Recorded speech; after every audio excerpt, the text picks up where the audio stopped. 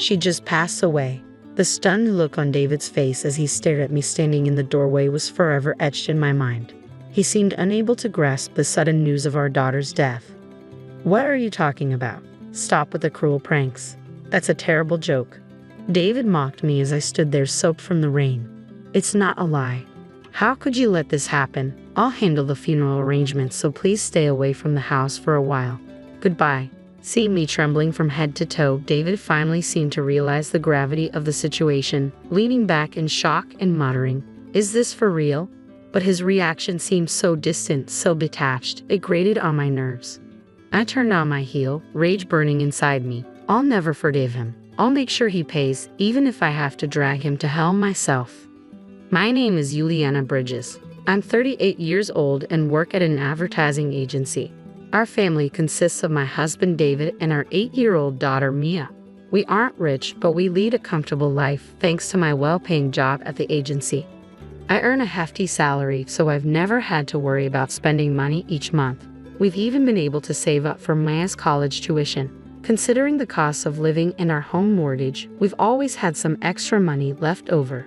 David was well aware of my high salary, and perhaps his pride was hurt because a year ago, he quit his job and started freelancing in web design. He said he switched to freelancing because his salary job had hit its pay ceiling, but I was skeptical about how much one could really earn as a freelancer.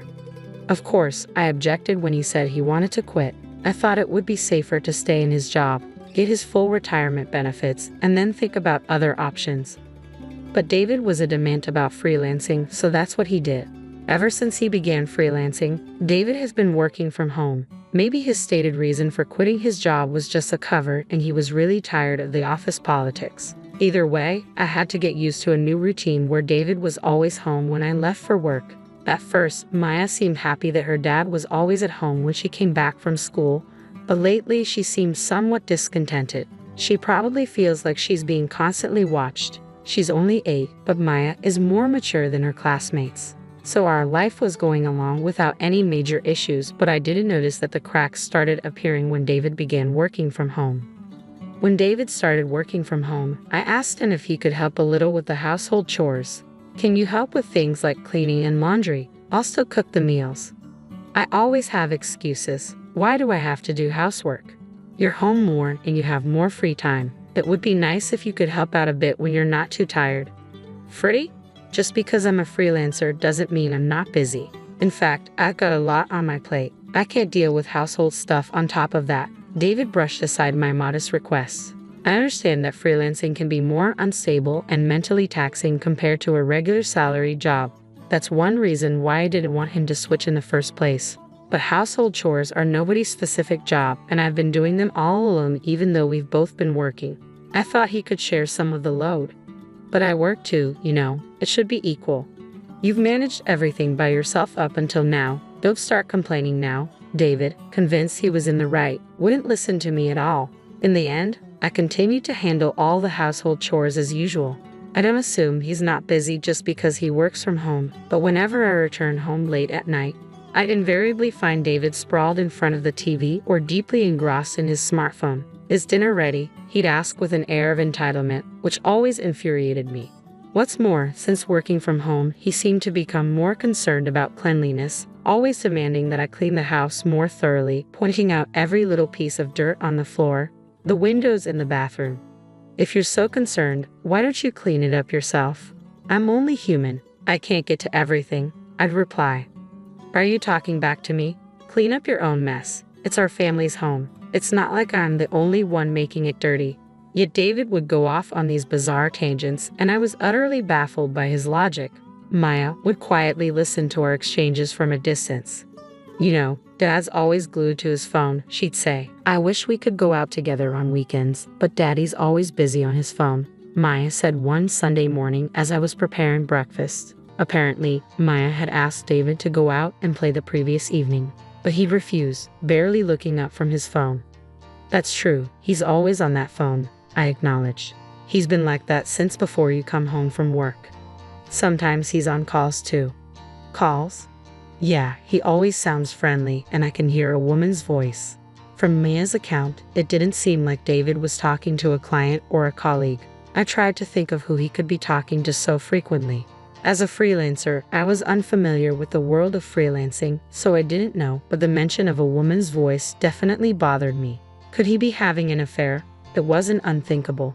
He had started working from home only a few months ago, and he now had more free time than when he had a regular job. Trying not to let Maya see my agitation, I focused on preparing breakfast. Several months passed since David started freelancing. He still never helped with any of the household chores, and he began spending whole days away from home during the weekends. I have work to do. Freelancers don't get days off, he'd say as he left the house, dressed sharper than usual, even wearing cologne and accessories he didn't normally use. I had my suspicions, but with no evidence, confronting him would be pointless. Besides, even if David was cheating, I was torn about what I should do. I knew it would be better to part ways. But thinking of Mia, it wasn't an easy decision. Every day, I agonized over the potential consequences for Mia of taking her father away from her. Our lives continued in this way, but a turning point was soon to come. One Monday morning, as I was preparing for work, Maya didn't get up as usual, and I was getting anxious that she'd be late for school. "Mia, it's morning. You need to get up, or you'll be late for school." When I went to Maya's room to wake her up, she looked completely drained. I rushed to her side and placed my hand on her forehead. "You're burning up, Mia." "Yeah," she murmured weakly. I got a thermometer and took her temperature. It read 103 degrees Fahrenheit.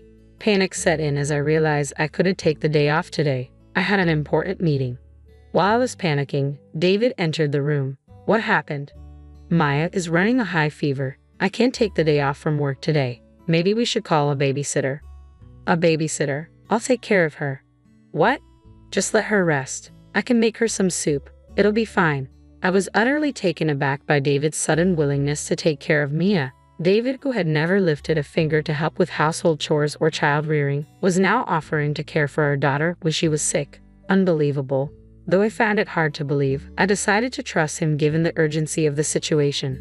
"All right, thank you. There's some fruit in the fridge. Give her some if she feels like eating." "Got it."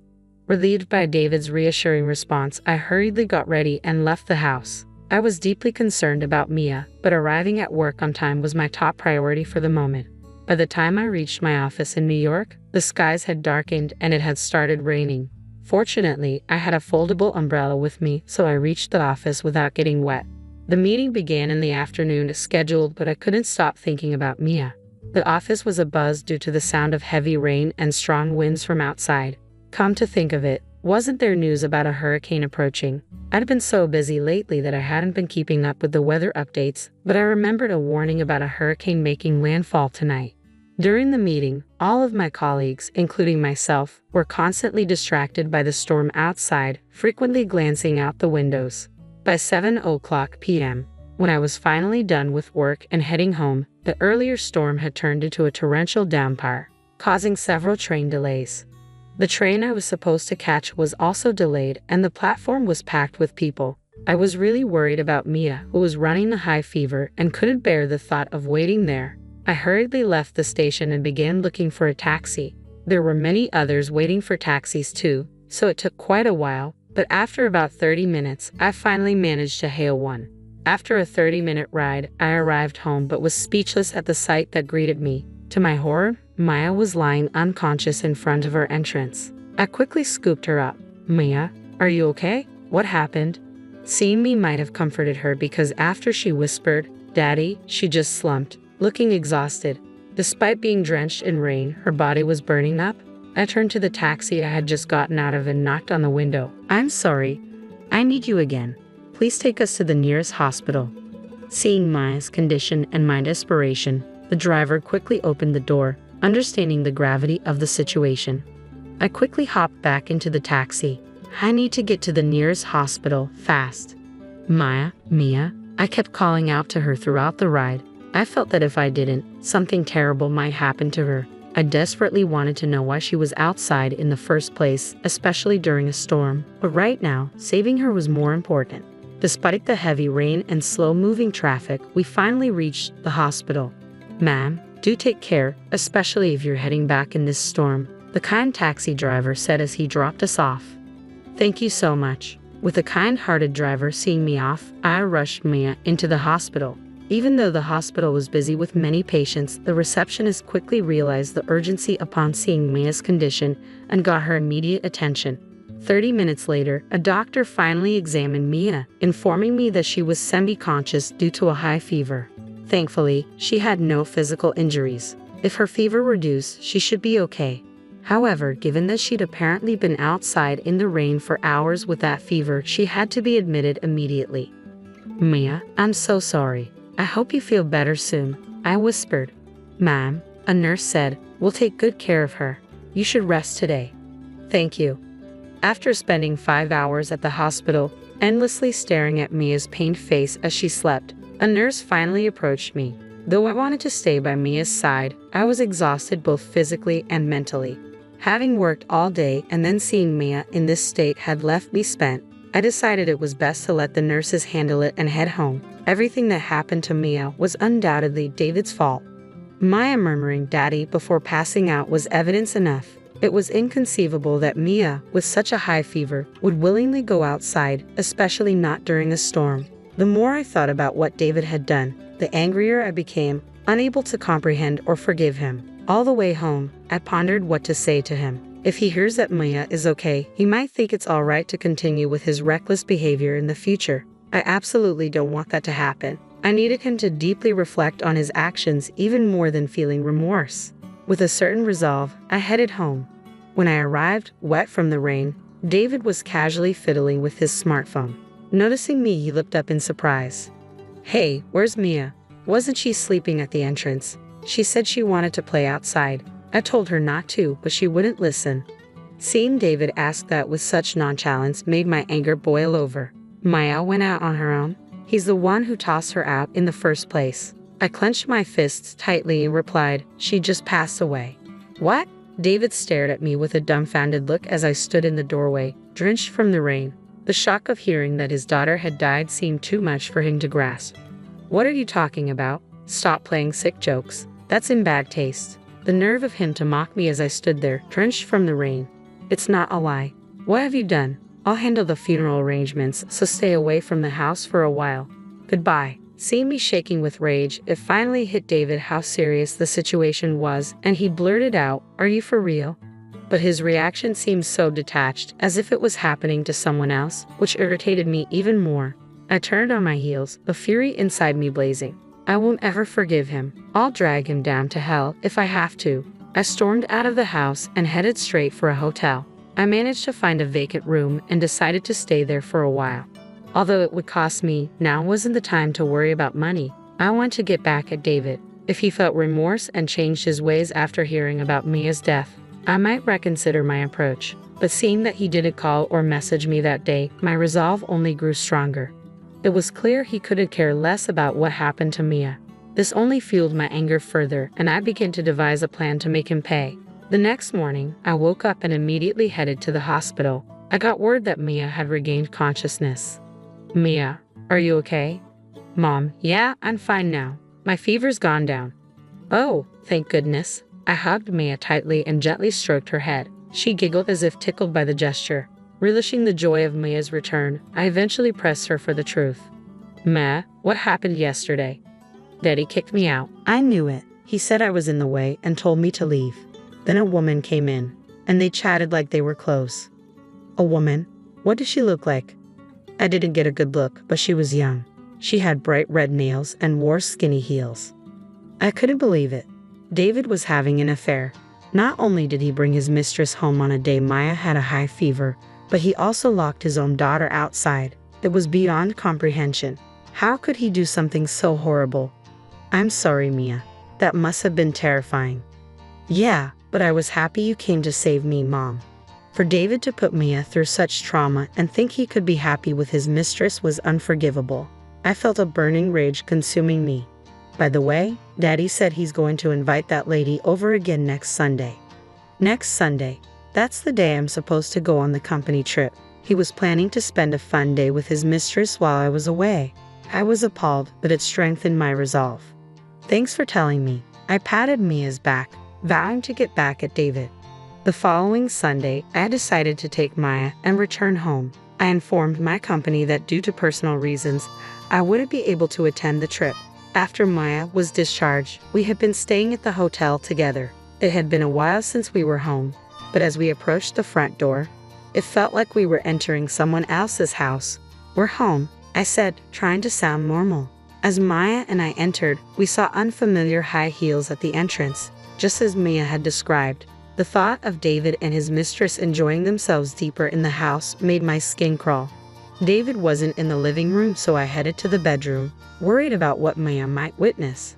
I hesitated for a moment, but the room was quiet. Listening closely, I could hear David's voice coming from the bedroom. "You know, it really worked out for me with Mia gone. It made breaking up easier." "How can you say such a thing about your own daughter?" the woman responded. "But yeah, for me it was kind of lucky," David replied. Hearing them talk about Mia's supposed death as if it were a good thing made my head spin. It was clear David didn't feel an ounce of remorse. If that's the case, it's time to confront him directly. "Excuse us," I said as Maya and I appeared in the doorway. The two of them were taken aback, their eyes wide with shock. "Why the hell are you here? You said you were on a company trip. And why is Maya here?" David stammered. "What do you mean? Wasn't Maya supposed to be dead?" the woman added, looking confused. I explained calmly, "The part about Mia being dead was a lie. I'm sorry. I just wanted to see your reaction. I hoped you might show some remorse, but instead, you're here celebrating Mia's supposed death. That's just insane." "A lie? Damn it, you played with my feelings," David said, his fake concern turning to frustration. "Don't mess with me. You're the one who kicked Mia out of the house, right?" I shot back. "No, I didn't. Maya just—" "Daddy did kick me out," Maya interrupted. "He said I was in the way because he wanted to be with that woman." With Mia's swift revelation, David's face turned pale. "That's right," I said. "You did the worst possible thing, not just as a father, but as a human being. Maya was in such a condition that it wouldn't have been surprising if she had died, and you prioritized being with that woman over her," I said, pointing at the woman who had been silently watching our confrontation. "Oh, calling her my mistress? That's not right. She's a colleague from work." "Work? Wait, didn't you say you quit your job and you're freelancing now?" I asked, catching David off guard. David hesitated, his hasty lie inadvertently confirming she was indeed his mistress. "Well, we don't really need to ask her now, do we? Here's the evidence of your affair." Private investigators are quite something. They gathered this much evidence in just a week. I thrust a large envelope towards David. "That's right. After hearing about David's affair from Mia, I decided to get a thorough investigation, but I never imagined the evidence would pile up so quickly. Seems like David isn't very good at hiding things." Hesitantly, David opened the envelope, and as he pulled out the photos, he dropped them, scattering the evidence of his affair all over the floor. "This is so unfair. Do you enjoy cornering someone like this and putting them in a situation where they can't escape?" David protested, trying to deflect blame onto me, which I couldn't understand at all. I pulled out the business card of a divorce lawyer I had stashed in my bag and thrust it towards David. "Unfair.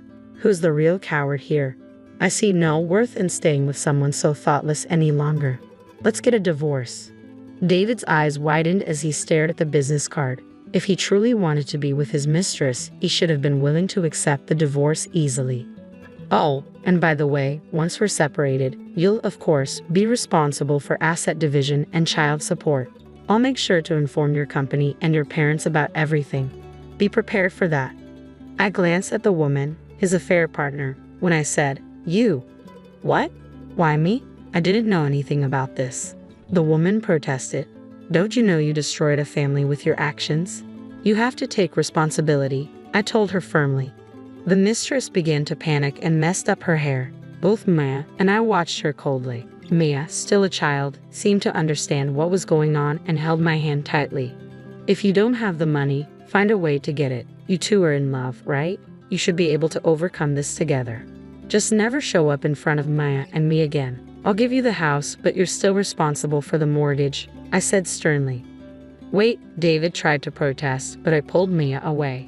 Yes, Maya was going to lose her father, but I had no regrets. I wouldn't put Maya in harm's way ever again. "We'll do our best from now on, okay, Mia?" I asked her.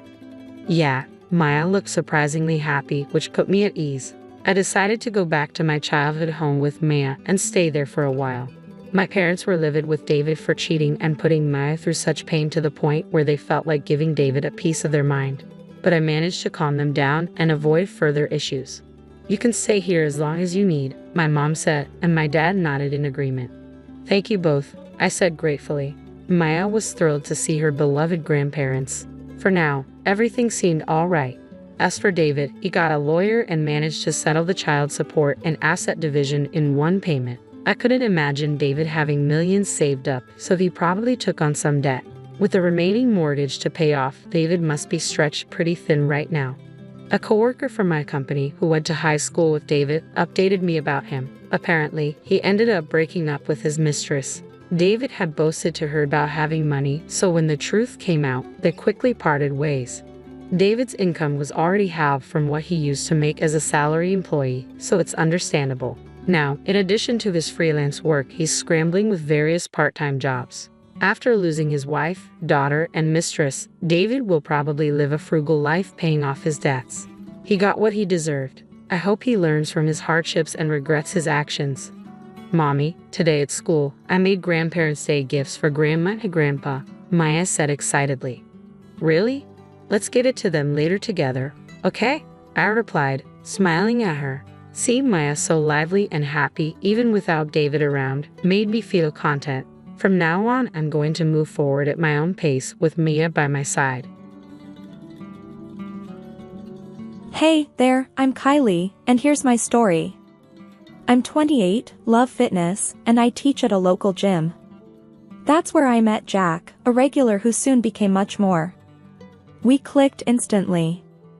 Before I knew it, we were planning a wedding. Jack's got a younger brother, Mike. Cool guy, really. We hit it off as friends from the get-go. Now, Jack's mom, Linda? That's a whole other story. She's had it out for me since day one. Thinks I'm just some gym rat leading her sons astray. One day, Jack, Mike, and I were at the gym. Jack was lifting weights, Mike was on the treadmill, and I was coaching a class. Linda walked in, unexpected. "Hey, Linda," I greeted her, trying to be friendly. She just narrowed her eyes at me, watching my boys. "Are you?" I was taken aback. "Just doing my job here." Linda scoffed. "Job? Parading around in those tight clothes?" Jack, hearing this, dropped his weights with a clang and came over. "Mom, come on. That's not fair." Linda turned to him. "Fair?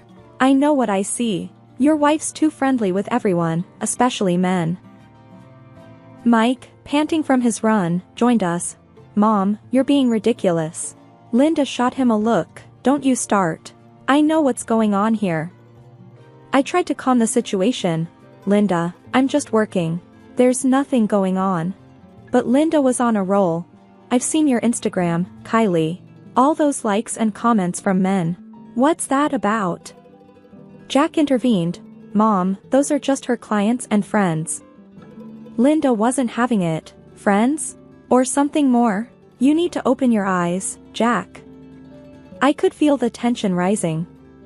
This wasn't new. Linda had always been suspicious of me, but this was the first time she'd confronted me so openly. "Look, Linda," I said, trying to keep my voice steady, "I love Jack. Nothing's going on."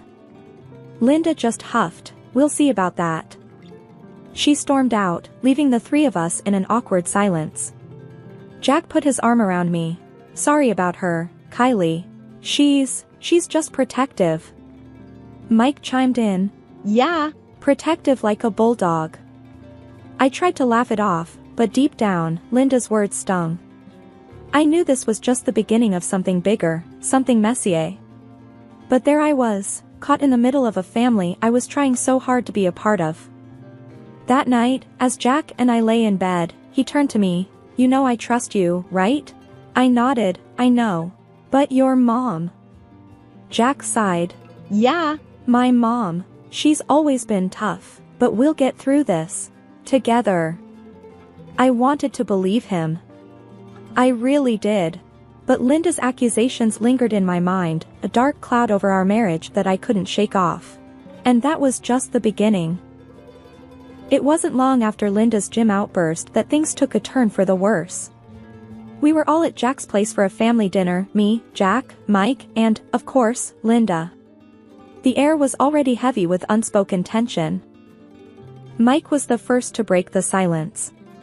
"So, Kylie, how's the gym life treating you?" I smiled, trying to keep things light. "Same old, really. Busy as ever." Linda, who had been quietly seething, saw her chance. "Busy flirting with your male clients, you mean?" Her voice was like ice. Jack, sitting next to me, stiffened. "Mom, not now, please." But Linda was relentless. "Oh, I'll say what I need to. I saw those comments on your Instagram, Kylie. Men drooling over you like you're some kind of prize." I could feel my face flushing with anger and embarrassment. "Linda, those are just clients and gym friends. Nothing inappropriate." She snorted. "Friends?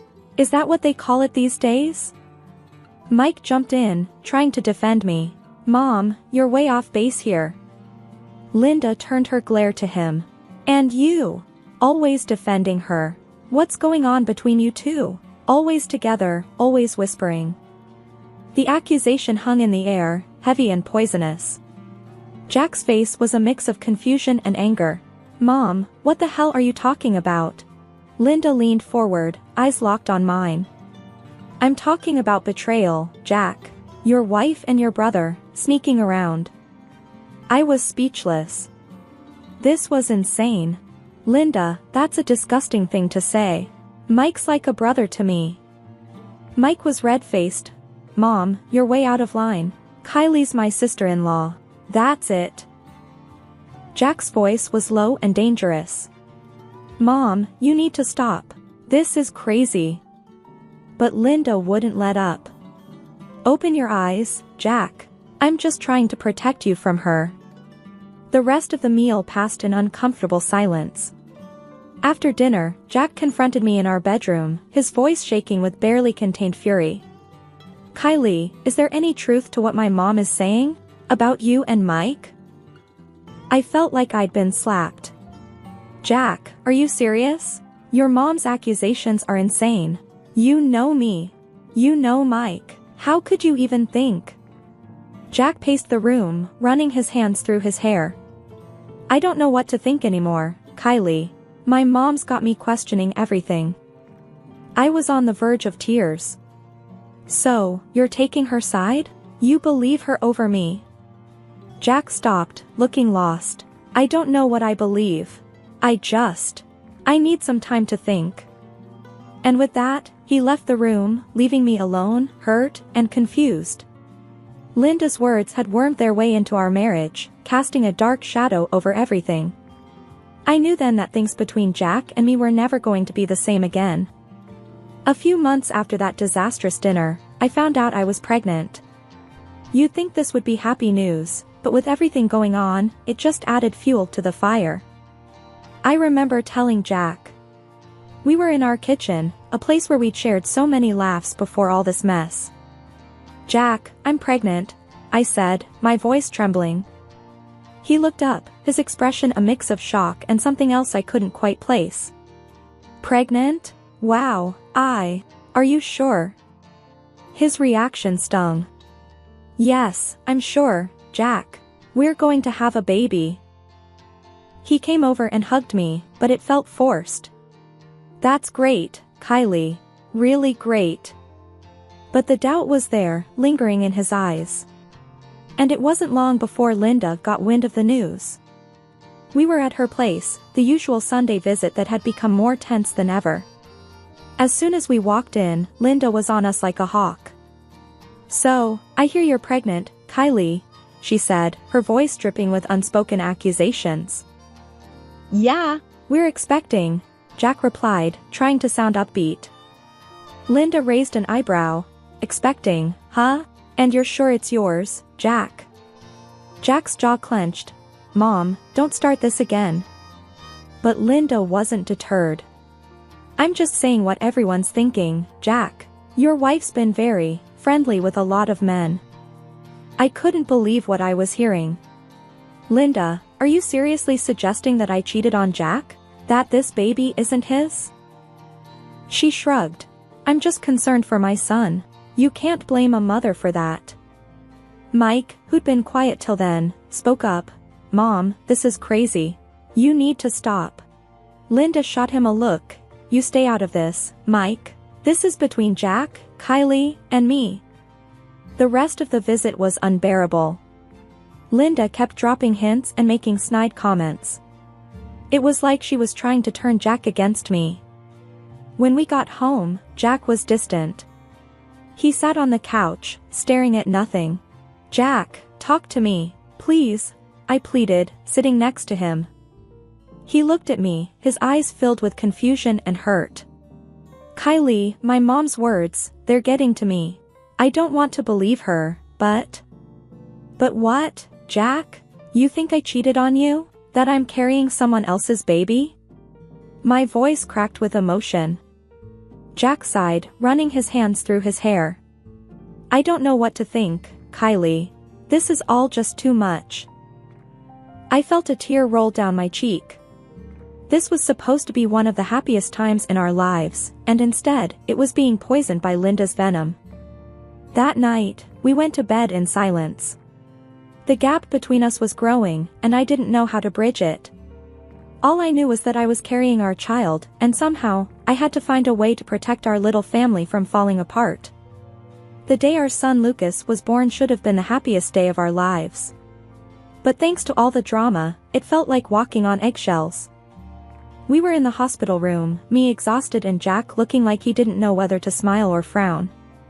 When the nurse handed Lucas to me, his tiny little face was just angelic, blonde hair and bright blue eyes. He's beautiful, Kylie, Jack whispered, but I could see the wheels turning in his head. Yeah, he is, I managed to say, trying to ignore the growing knot in my stomach. Later, when Linda and Mike came to visit, that's when things really hit the fan.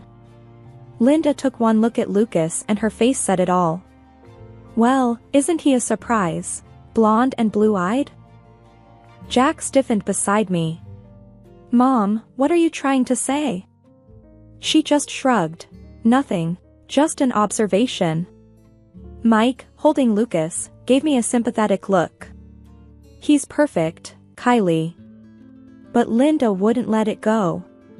It's just interesting, is all. Kylie's dark-haired, you're dark-haired, and here we have a little blondie.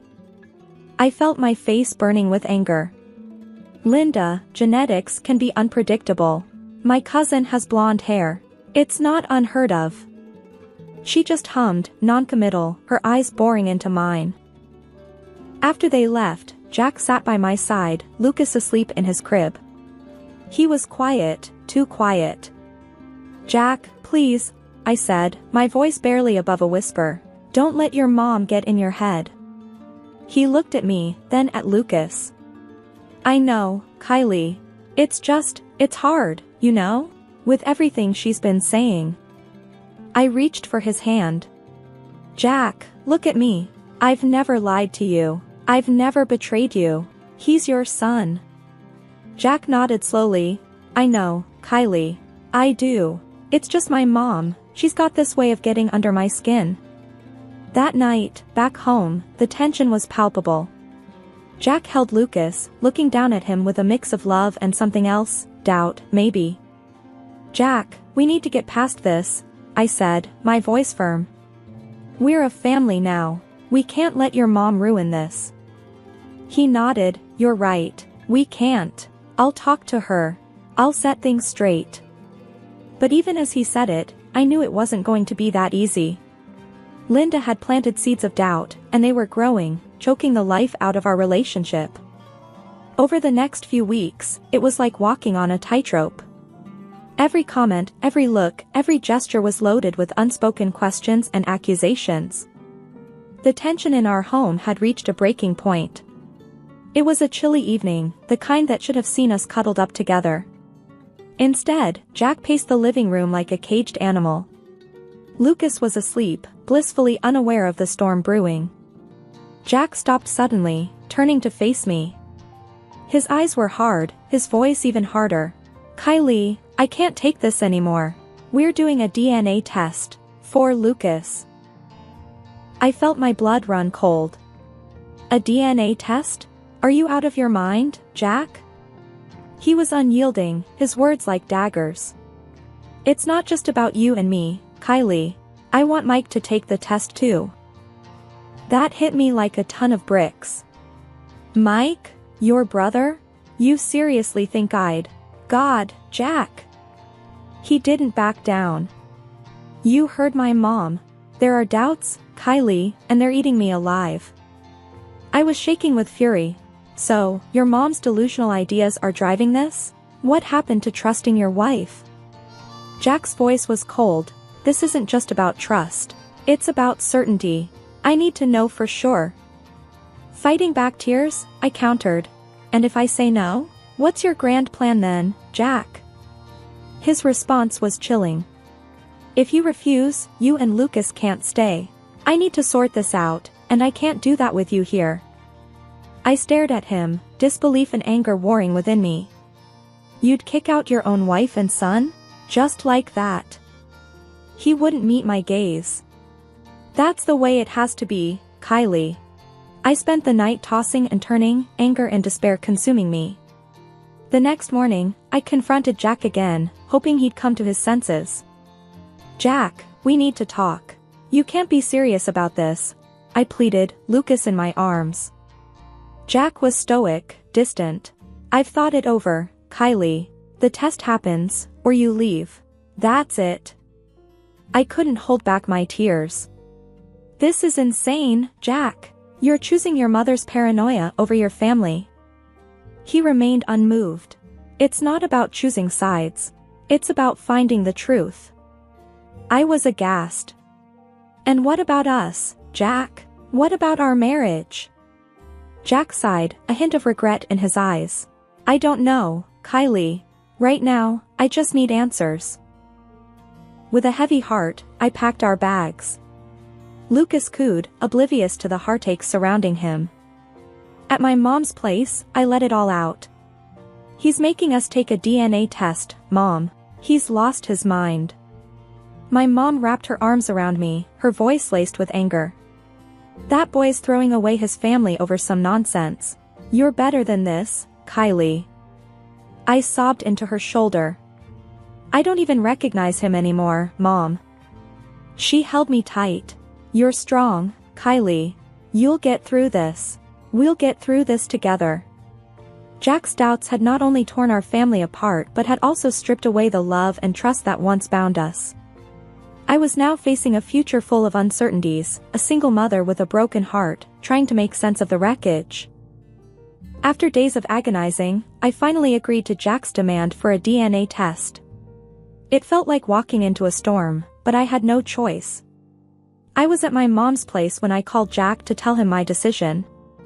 Jack, I'll do the damn test, I said, trying to keep my voice steady. There was a pause on the other end. Okay. I'll arrange it. And Mike agreed to do it too. I clenched my phone tighter. Fine. Let's just get this over with. A week later, we got the call. The results were in. My heart was pounding as we all gathered at the clinic again. Linda, who had insisted on coming, looked smug, as if she'd already won. The nurse handed the envelope to Jack. His hands were shaking as he opened it. We all held our breath. Jack's eyes scanned the paper, then he looked up, his expression unreadable. I'm the father. Lucas is my son. I let out a breath I didn't know I was holding. I told you, Jack. I told you. Linda's face was a picture of shock and disbelief. But, how? I was so sure. Mike snorted. Yeah, you were sure. Sure about ruining our family over your paranoia. Jack just sat there, the paper in his hand, looking lost. I don't know what to say. I was furious, tears streaming down my face. Say? You want to say something now? After you put us through hell? Jack reached out, but I pulled away. Don't, Jack, just don't. Mike stood up, his anger palpable. I can't believe you did this, Jack. You and Mom. You two deserve each other. Linda tried to say something, but Mike cut her off. No, Mom. You've done enough. I'm done with this. And with that, he walked out, leaving Jack and Linda sitting there, looking at the proof of their unfounded doubts. As for me, I just felt empty. The test had proven my innocence, but it had cost me my marriage, my trust in Jack. It had torn our family apart. I walked out of that clinic knowing that things would never be the same again. The day of reckoning had come. I decided it was time to bring everything out into the open. I invited Jack, his brother Mike, and their mother Linda to my mom's house for a final confrontation. The atmosphere was tense as they walked in. Thanks for coming, I started, trying to keep my voice steady. There's a lot we need to discuss. Linda, with her usual sour expression, sat down stiffly. Well, I'm here. Let's hear it then. Jack looked uneasy, shifting in his seat. Kylie, I've been thinking. Maybe we can just forget all this happened. Start over, you know? I couldn't help but scoff at his suggestion. Forget? Oh, Jack, you've got no idea. I reached under the table and slammed the divorce papers in front of him. He stared at them, dumbfounded. Divorce? Why, Kylie, I thought we could work through this. That's when I pulled out the final ace from my sleeve, a folder filled with photographs. I tossed it to him. This is why, Jack. As Jack rifled through the photos, his face drained of color. There he was, in each one, cozying up to another woman. His mouth opened and closed, but no words came out. What's this? Linda grabbed the photos, her eyes widening with disbelief. This doesn't prove anything. She's not the right woman for you anyway, Jack. I was seething now. Oh, it proves a lot, Linda. It shows Jack's hypocrisy. He accused me of cheating, and yet here he is, the real cheater. Mike, who had been silent, finally spoke up, his voice laced with disgust. I can't believe you, Jack. All this time, you were pointing fingers at Kylie, and you were the guilty one? Jack tried to interject. It's not what it looks like, Mike cut him off. Save it, Jack. I'm done with this. With you, with Mom's manipulations. I'm out. He stood up to leave, but Linda reached out. Michael, please. Mike shook off her hand. No, Mom. You and Jack have gone too far this time. With that, he left, leaving a palpable void in his wake. Linda, still clutching the photos, turned to Jack. You can do better than her, you'll see. Jack, still in shock, didn't respond. He just sat there, a picture of betrayal and guilt. I looked at them, my decision firm. You've both made your beds. Now you can lie in them. I'm done being part of this toxic mess. Linda tried to speak, but I raised my hand, stopping her. No, Linda. There's nothing left to say. You've lost a daughter-in-law and a son today. I hope it was worth it. As they left, I felt a strange mixture of relief and sadness. I turned to my mom, who had been a silent pillar of strength throughout the ordeal. It's over, Mom. Just us now. She hugged me tightly. You did the right thing, Kylie. We're here for you, always. After the dust settled, the divorce was final. The court granted me alimony and compensation for Jack's betrayal. It was a small victory in the grand scheme of things, but it felt like justice. One day, Linda showed up at my door, unannounced, her face a mix of desperation and guilt. Kylie, I need to see Lucas. He's my grandson. I stood in the doorway, blocking her path. Not a chance, Linda. After everything you've done? You think you have the right to see him?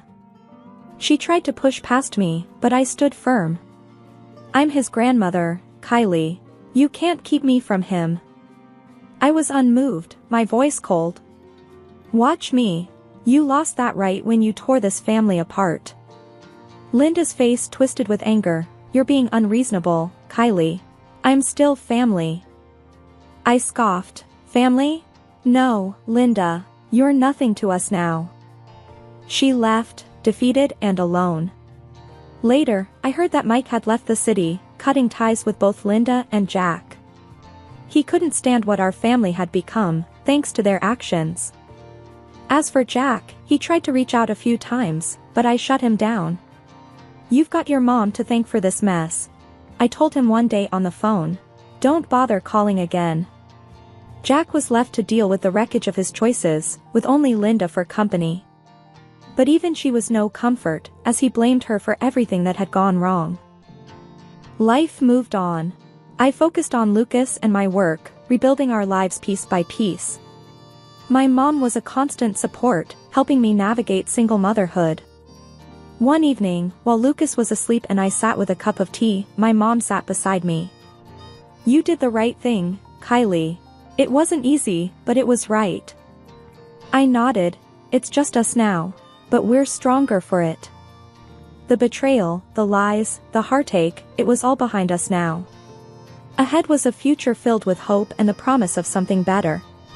Jack and Linda were part of a past best forgotten. This was our time, our chance to start anew. And I was ready to take it. My name is Jody, a 32-year-old lawyer with a life that, from the outside, seems like a fairy tale.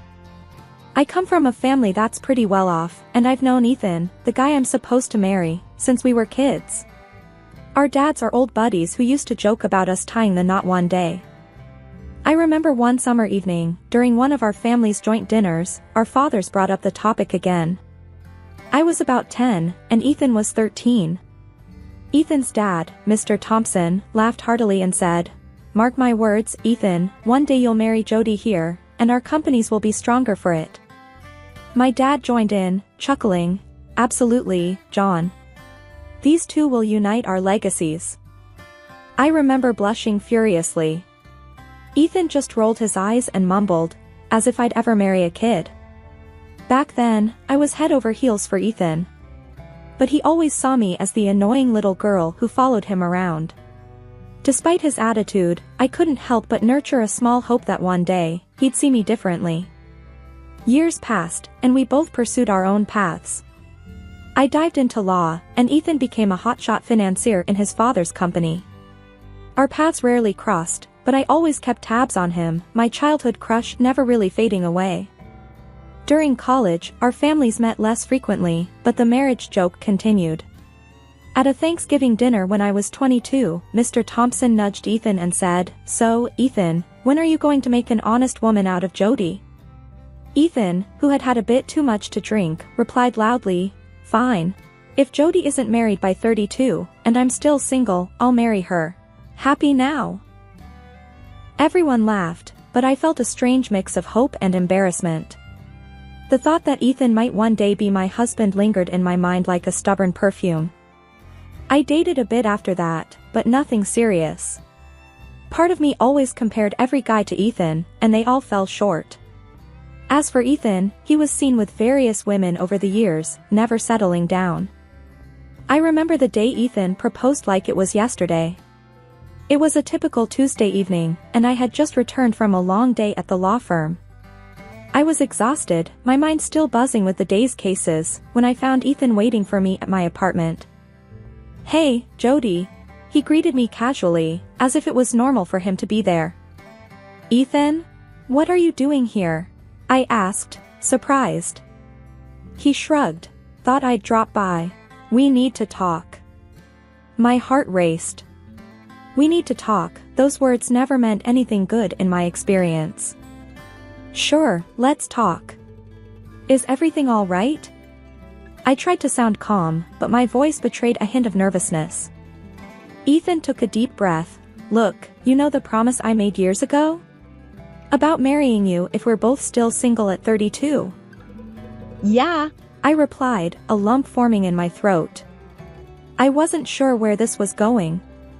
"Well, I'm a man of my word. So, here." He pulled out a small box from his pocket and opened it to reveal a simple, yet elegant ring. "Will you marry me, Jody?" I was stunned. This wasn't the proposal I had dreamed of, but it was Ethan, and that was all that mattered. Yes, Ethan, I will. I managed to say, my voice barely above a whisper. He slid the ring onto my finger, and that was it. No hug, no kiss, just a nod from him. We should tell our parents. They'll be thrilled, he said, already reaching for his phone. I nodded, still processing what had just happened. This was it. I was going to marry Ethan. The next few days were a whirlwind. Our families met for dinner to celebrate the engagement. Ethan, I can't tell you how happy this makes me, Mr. Thompson said, clapping Ethan on the back. Yeah, it's great, Ethan replied, his tone flat. My dad raised his glass. To Jody and Ethan, may this union bring happiness and prosperity to both our families. To Jody and Ethan, everyone echoed. The dinner was filled with laughter and plans for the future. Everyone was excited, talking about the wedding and how perfect it was for the two families to unite at last. But as I sat there, listening to them, I couldn't help but feel like a bystander in my own life. This was everything I had ever wanted, so why did it feel so hollow? But then, another part of me argued that this was Ethan, the man I had loved all my life. Maybe, with time, he would come to love me. Give it a chance, Jody, I whispered to myself. Maybe this is the start of something wonderful. I closed my eyes, trying to convince myself that everything would be all right. That this marriage, this union of two families, would somehow turn into the love story I had always dreamed of. The civil ceremony was a quiet affair, just our immediate families and a few close friends. Ethan's dad, Mr. Thompson, got teary-eyed as we exchanged vows. Never thought I'd see the day, he said, wiping his eyes. My parents were beaming, and for a moment, I allowed myself to feel a bit of happiness. After the civil ceremony, the real challenge began, planning the grand wedding. We decided on a 2-month timeline, which meant I had my work cut out for me. I dove into the preparations headfirst, hoping it would distract me from my doubts. One evening, I was sitting with a mountain of bridal magazines, trying to pick a theme for the wedding. Ethan walked in, late from work as usual. Hey, I said, looking up. What do you think about a vintage theme for the wedding? Ethan glanced at the magazines and then at me. Whatever you want, Jody. It's your day. I felt a twinge of disappointment at his indifference. But it's our day, I protested softly. He sighed, I'm beat, Jody. Just pick whatever you like. I'm sure it'll be great. He then walked away, leaving me alone with my magazines. I shook off the feeling of rejection and continued with the plans. Dress shopping was next on my list. I invited my mom and Ethan's mom, Mrs. Thompson, to join me. At the bridal shop, I tried on dress after dress, but nothing felt right. My mom was getting impatient. Jody, they all look beautiful. Just pick one. Mrs. Thompson was more understanding. Take your time, dear. It's a big decision. Finally, I found the perfect dress. It was elegant and simple, just what I had always imagined. This is the one, I said, looking at myself in the mirror. Both moms agreed, and we celebrated with a small lunch. Mrs. Thompson brought up the topic of Ethan. He's always been a bit reserved. Don't take it to heart, dear. I nodded, but her words didn't provide much comfort. The weeks flew by, and the wedding day was fast approaching. I was in the midst of choosing cakes and finalizing the guest list when I realized I hadn't seen much of Ethan.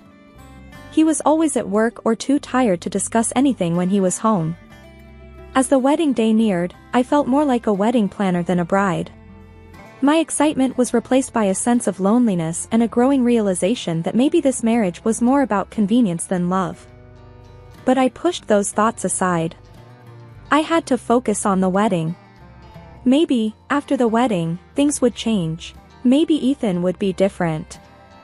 The day my world came crashing down started like any other. I was at work, buried under a mountain of case files, when a sudden wave of nausea hit me. I hadn't been feeling well all morning, so I decided to head home early.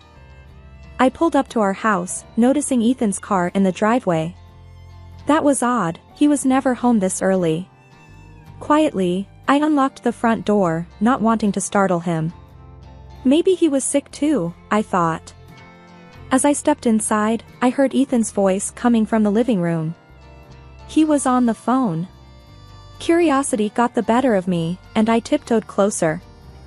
"No, baby, I can't wait to see you tonight," Ethan said, his voice soft and affectionate. My heart skipped a beat. Who was he talking to? I pressed myself against the wall, listening intently. "Yeah, marrying Jody is a pain, but it's worth it. Once I get control of the companies, we'll be set. Don't worry, after she pops out a kid, I'll dump her," he continued. I felt like I'd been punched in the stomach. This couldn't be happening. The room spun around me as I struggled to process his words. "Yeah, she's clueless. Thinks I actually love her," he chuckled. That chuckle, so cold and cruel, shattered the last bit of hope I had. I couldn't listen anymore. I stumbled back to the front door, my mind racing. I needed to get out of there, to breathe. As I slammed the door shut behind me, I heard Ethan call out, "Jody, is that you?" I didn't look back. I got into my car and drove. I didn't know where I was going, I just needed to be away from that house, away from Ethan. I ended up at a park, sitting on a bench, watching families and couples around me, oblivious to my world falling apart. How could I have been so blind? How could I not see what Ethan really was? I had to make a decision. Confronting Ethan was the obvious choice, but what then? Cause a scene, break off the engagement, and be the talk of our families and friends? Or play along, keep my dignity, and figure out what to do next? As the sun set, I made up my mind. I wasn't going to let Ethan see how much he had hurt me. I would play his game, for now, but on my terms.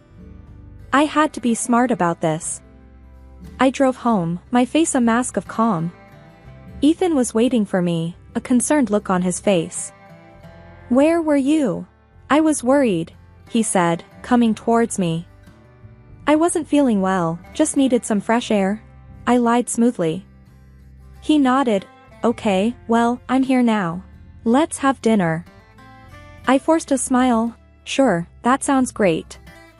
As we sat eating, I looked at Ethan, really looked at him. This was the man I had loved my whole life, and now, he was nothing but a stranger to me. That night, as Ethan slept beside me, I lay awake, my mind racing with plans and possibilities. One thing was clear, I wasn't going to be the victim in this story. Ethan had no idea who he was dealing with. Lying next to Ethan that night, I couldn't shake off the mix of anger and betrayal boiling inside me. I needed to know more, to understand the extent of his deceit. Quietly, I reached for his phone on the nightstand. My hands were trembling as I unlocked it, thank goodness for easy-to-guess passwords. I opened his messages and there it was, a string of texts with someone named Julia. My heart raced as I scrolled through their conversations. They were planning to meet the night before our wedding, in our house. An extreme date, in the presence of a sleeping wife, is exactly what they called their plan. So that I wouldn't disturb them, they planned to give me strong sleeping pills. The audacity of it made my blood boil. "Ethan, you bastard," I muttered under my breath. I heard him stir and quickly place the phone back, pretending to be asleep. My mind was racing with thoughts of revenge. I couldn't let them get away with this. I needed a plan, something to turn the tables on Ethan and his mistress. The next morning, I acted as if nothing had happened. Ethan was his usual self, indifferent and preoccupied with work. I kissed him, goodbye, and watched him leave for the office. Once he was gone, I sat down with a cup of coffee, thinking about my next move. I decided to reach out to an old friend from law school, Mike. He was now a private investigator and could be the key to gathering the evidence I needed against Ethan. I met Mike at a small cafe downtown. He looked concerned when I told him about Ethan's betrayal. "Jody, I'm so sorry. What do you need me to do?" he asked. "I need evidence, Mike. Photos, texts, anything that can prove what he's up to, I said, my voice steady despite the turmoil inside. Mike nodded. Consider it done. I'll get you everything you need. Thank you, Mike. I can't let him get away with this, I replied, feeling a sense of empowerment for the first time since I heard Ethan's conversation. That evening, Ethan came home late again. We sat down for dinner, the tension between us palpable. Is everything okay, Jody? You seem distant, Ethan said, his eyes not meeting mine. I forced a smile, just tired from wedding planning. You know how it is. He nodded. Yeah, I guess. Listen, I'll be working late tomorrow night. Don't wait up for me. I felt a flash of anger but kept my composure. Sure, no problem. Work comes first, right? He didn't detect the sarcasm in my voice. Exactly. Glad you understand. As I lay in bed that night, I couldn't help but think about how blind I had been. Ethan never loved me. It was all a lie, a means to an end for him. But I wasn't going to be a pawn in his game any longer. I had Mike gathering evidence, and soon I'd have enough to expose Ethan for the fraud he was. But that wasn't enough. I wanted him to feel the humiliation and betrayal I felt. I started planning the ultimate revenge in my mind, a way to turn the tables and leave Ethan with nothing. He thought he was playing me, but he had no idea what was coming for him. The eve of our wedding arrived with a heavy air of anticipation. Ethan seemed more on edge than usual, but I pretended not to notice. I was too focused on my plan, the final act of this tragic play. Ethan came home early, which was unusual. He was carrying a bottle of champagne and 2 glasses. Thought we could celebrate our last night as an unmarried couple, he said with a forced smile. I played along, hiding my contempt. That sounds lovely, I replied, mustering a smile. As he poured the champagne, I couldn't help but wonder if this was the moment he'd try to drug me, as per his plan with Julia. We clinked glasses, and I brought the champagne to my lips, pretending to sip while actually letting it run down the side of my mouth. Ethan didn't notice, he was too busy texting under the table. Probably Julia, I thought bitterly. After a few minutes, I feigned dizziness. Ethan, I'm not feeling so well. I think I need to lie down. He looked up, satisfaction flashing in his eyes for a moment. Oh, okay. Do you need any help? No, I'll be fine. Just need some rest, I said, standing up shakily. As I made my way to the bedroom, I heard Ethan make a phone call. She's out. You can come over now, he whispered. My heart raced. This was it. My plan was about to unfold. Once in the bedroom, I quietly locked the door and slipped under the covers, pretending to be asleep. I heard the front door open and close a while later, and then low voices coming from the living room. Ethan and Julia, no doubt. I waited for what felt like hours, my body tense with anticipation. Then, I made my move. I grabbed my phone and called both our parents, whispering a quick lie about a surprise for them at the house. Mom, Dad, you need to come over right now. I have a surprise for Ethan and I want you to be part of it, I said, my voice trembling with feigned excitement. Really, honey? At this hour? Okay, we'll be right there, my mom replied, confused but intrigued. I made the same call to Ethan's parents, ensuring that everyone would arrive at the same time. Then, I sat in the dark, waiting for the moment of truth. The sound of the doorbell broke the silence of the night.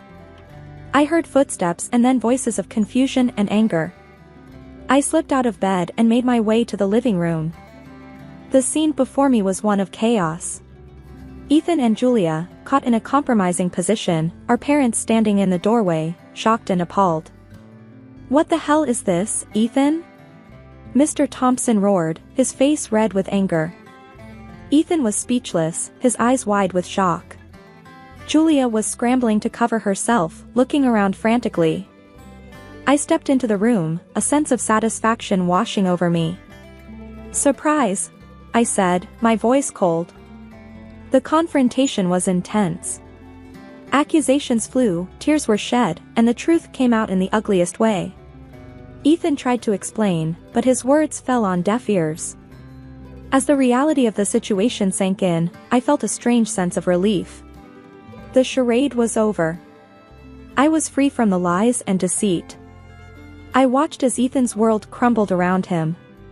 He had lost everything in one fell swoop, his family, his reputation, and any future he might have had with me. The aftermath of Ethan's betrayal left the house in a haunting silence. As I sat at the kitchen table, staring blankly at the cold coffee before me, my mind was a battleground of emotions. The dramatic revelation had left me reeling, but also ignited a flame of determination within. I spent the next few days in a flurry of activity. Meetings with my lawyer, going over the evidence Mike, the private detective, had gathered. The photos of Ethan with Julia, their intimate texts, and the damning correspondence where they planned to drug me with a powerful sleeping pill, it was all there. Ethan attempted to reach out several times, but I ignored his calls and messages. There was nothing left to say to him. On the day of the court hearing, I donned my sharpest suit, a symbol of the new, unyielding woman I had become. Walking into the courtroom, I saw Ethan, a shell of the confident man he once was. The hearing was intense. My lawyer presented the evidence with clinical precision. Ethan's lawyer tried to defend, but the proof was irrefutable. After the hearing, Ethan approached me, a look of desperation in his eyes. "Jody, please, can we talk?" he implored. I faced him, the man who had shattered my trust. "What's left to say, Ethan?" My voice was calm but laced with disdain. I'm sorry, Jody. I never thought it would go this far," he stammered. "Sorry isn't good enough." "You made your choices, Ethan," I replied, turning my back on him. Over the following months, the legal battle raged on, but my resolve never wavered. The evidence was damning, and eventually, justice was served. Ethan was ordered to pay a significant sum for emotional damages. Leaving the courtroom for the last time, a wave of relief washed over me. I had stood up to Ethan and emerged victorious. That chapter of my life was closed. I was ready to move forward, stronger and more resilient. Ethan was now a part of my past, a difficult chapter, but one that had taught me the strength I possessed. Walking out of the courthouse, the final gavel still ringing in my ears, marked more than just a legal victory. It was the end of a chapter, a painful saga that had changed me in ways I never imagined. As I stepped into the sunlight, a sense of liberation enveloped me, the chains of my past finally broken. I didn't head home immediately. Instead, I found solace in a quaint park, a place that once held memories of Ethan and me. Now, it symbolized a fresh start. Sitting on an old bench, basking in the warmth of the sun, I pondered over the recent events. My phone vibrated with a message from my friend Lisa. "You're a rock star, Jody. Ready to celebrate your freedom?" I smiled, replying, "Absolutely. Just need a moment to myself first." "Take your time, girl. We'll party when you're up for it," she responded. As I sat there, lost in thought, I was approached by an elderly woman. "You're Jody, right?" I was in the courtroom. "What you did, standing up for yourself, was incredibly brave," she said softly. Her words touched a deep chord within me. "Thank you. It wasn't easy, but it was necessary," I replied, feeling a swell of pride. "You've inspired me, dear," she said before walking away, leaving me with a sense of purpose and strength. That evening, a small celebration with close friends marked the beginning of a new era. Laughter and cheers filled the air as we toasted to new beginnings. The next day brought an unexpected turn. While out for a walk, I received a call from Ethan. His voice was desperate, a stark contrast to the confident man I once knew. "Jody, please, I need your help," he pleaded. "What's wrong, Ethan?" I asked, although I had a guess. "My father, after everything that came out, he's considering kicking me out of the company and disinheriting me. You have to talk to him, convince him not to." Ethan's voice cracked with desperation. I felt a surge of satisfaction. Karma had caught up with him. Ethan, what you're asking? I can't do that. You made your choices, and now you have to live with the consequences, I said calmly. But Jody, I have nothing left. Please, I'm begging you, he implored. I took a deep breath, feeling a sense of empowerment. No, Ethan. It's time for you to face the music. Goodbye. I hung up, cutting off any further pleas. Walking back home, I felt a weight lifted off my shoulders.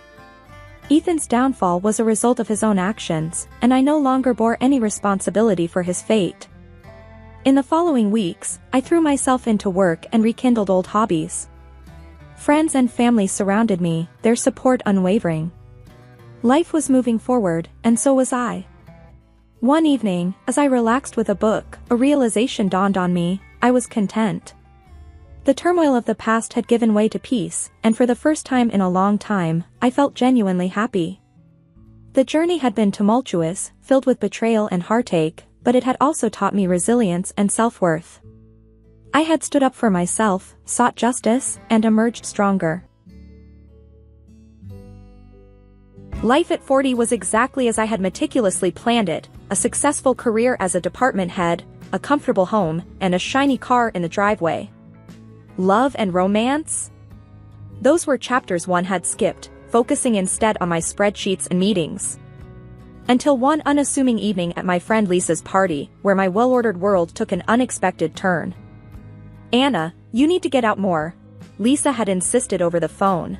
It'll be good for you. I had reluctantly agreed, not really expecting much from the evening. As I arrived at the party, the atmosphere was buzzing with laughter and chatter.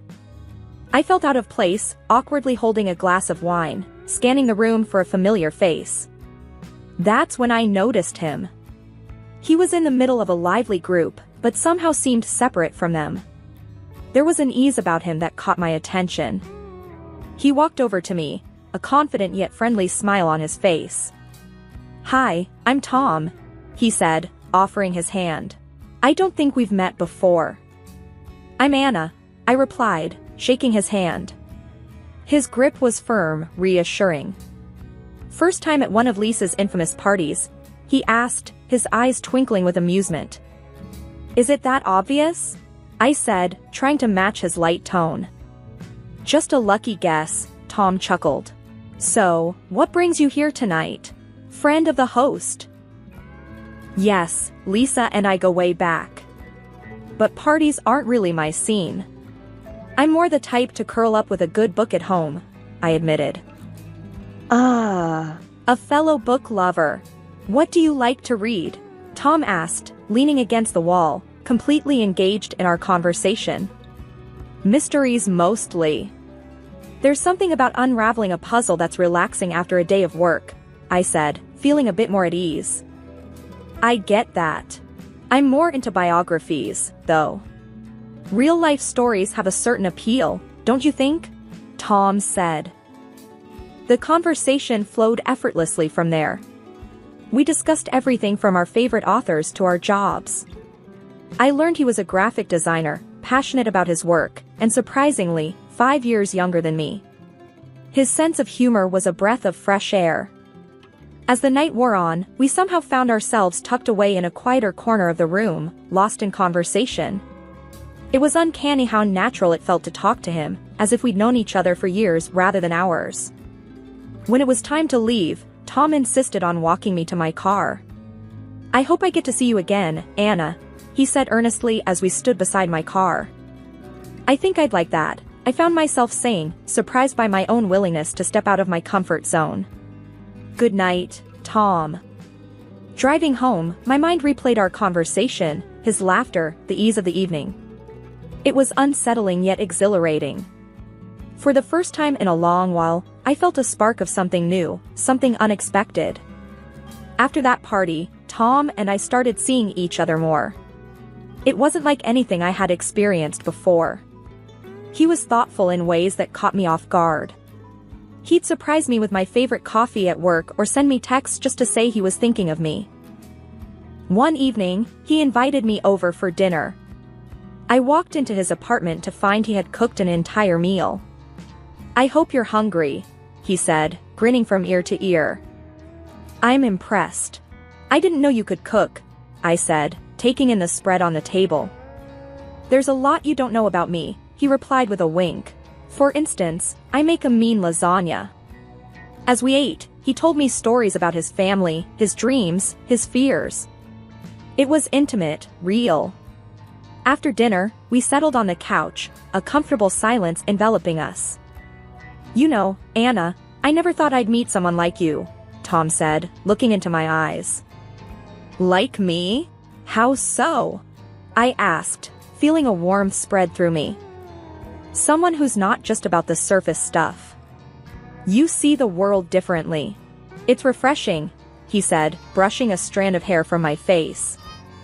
I didn't know what to say, so I just smiled, feeling a flutter in my stomach. Weeks turned into months, and our relationship deepened. Tom was charming, not just to me but to everyone around him. He even won over my parents when I introduced him. My mom, who was usually hard to please, said, "He's a keeper, that one." But the real turning point came 6 months into our relationship. It was a regular evening. We were walking in the park after dinner. "Anna, I've been thinking," Tom started, sounding serious for once. "I don't want to spend another day without you. Marry me." His proposal caught me off guard. "Tom, are you serious? We've only been together for 6 months. I know it's fast. But when something feels right, why wait?" he argued, his eyes searching mine for an answer. I looked at him, this man who had unexpectedly become my world. "Yes," I found myself saying, "yes, I'll marry you." Married life started like something out of a storybook. Tom and I were in our own little world, wrapped up in the bliss that comes with being newlyweds. In those first few months, Tom was incredibly attentive. He'd surprise me with little notes hidden around the house, each one making my day a little brighter. One evening, I found a note on the bathroom mirror. "Meet me in the backyard," it read. Curious, I made my way outside to find Tom had set up a makeshift projector. "Movie night under the stars," he announced proudly. I couldn't help but laugh. "You really go all out, don't you?" "Only the best for my wife," he replied with a wink. As we cuddled under a blanket watching an old classic, I remember thinking I had never been this happy. But it wasn't just the grand gestures. It was the small things too. How he'd make coffee just the way I liked it, or how we'd cook together, dancing around the kitchen to some old tune. One day, as we were making dinner, I playfully splashed him with water. "Hey, what was that for?" he exclaimed, pretending to be offended. "Just keeping you on your toes," I shot back, laughing. He came over, a mock stern look on his face. "You're going to pay for that," he said, before breaking into a smile and pulling me into a hug. Life with Tom felt easy, like everything had fallen into place. Even when we disagreed, it was never anything serious. We had this rhythm, this understanding between us that felt natural. But as perfect as everything seemed, there were moments that gave me pause.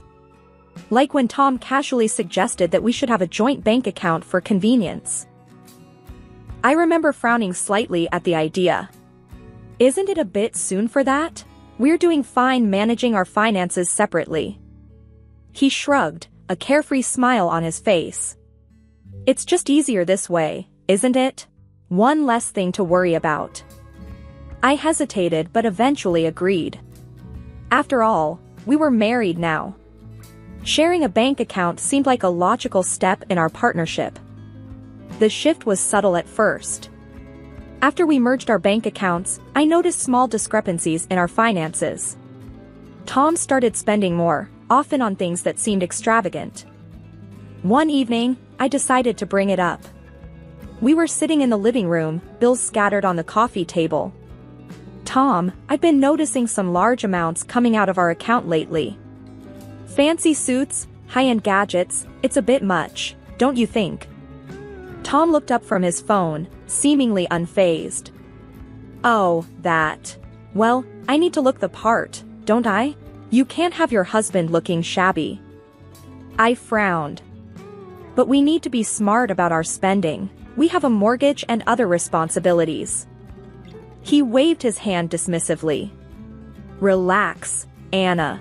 We're doing fine. Don't be such a worrywart. That conversation left a sour taste in my mouth. Tom's attitude towards money was so different from mine. I was used to saving, planning for the future, while he seemed to live in the moment, unconcerned about tomorrow. As weeks passed, Tom's behavior started to change in other ways too. He seemed less interested in spending time with me, often opting to go out with his friends instead. Then came the day when Tom dropped another bombshell. He came home early from work, a buoyant smile on his face. Guess what? I've decided to go part-time at work. I'll be working only till noon, he announced cheerfully as he raided the fridge. I stared at him, dumbfounded. Part-time? Why? We haven't discussed this. He shrugged, grabbing a beer. I figured since you're doing so well with your job, I could take it easy. Plus, I want to focus on my hobbies, maybe hit the gym more. I felt a surge of frustration. Tom, we're a team. Decisions like this should be made together. He looked at me, his expression one of annoyance. Why are you making a big deal out of this? It's not like we can't afford it. The conversation escalated from there, ending with Tom storming out of the room. I sat there, feeling a mix of anger and disbelief. It was around that time that I suggested maybe we should start thinking about having a child, hoping it would bring us closer. Tom's reaction, however, was far from what I expected. A child? Are you serious, Anna? I think you're a bit too old for that, he said bluntly, not even looking up from his phone. His words stung. I was taken aback by his insensitivity. Too old? That's a harsh thing to say, Tom. He shrugged. It's the truth. Besides, I'm not ready to be tied down with kids. I couldn't believe what I was hearing. This wasn't the Tom I married. He used to be considerate, loving. Now, he was turning into someone I hardly recognized.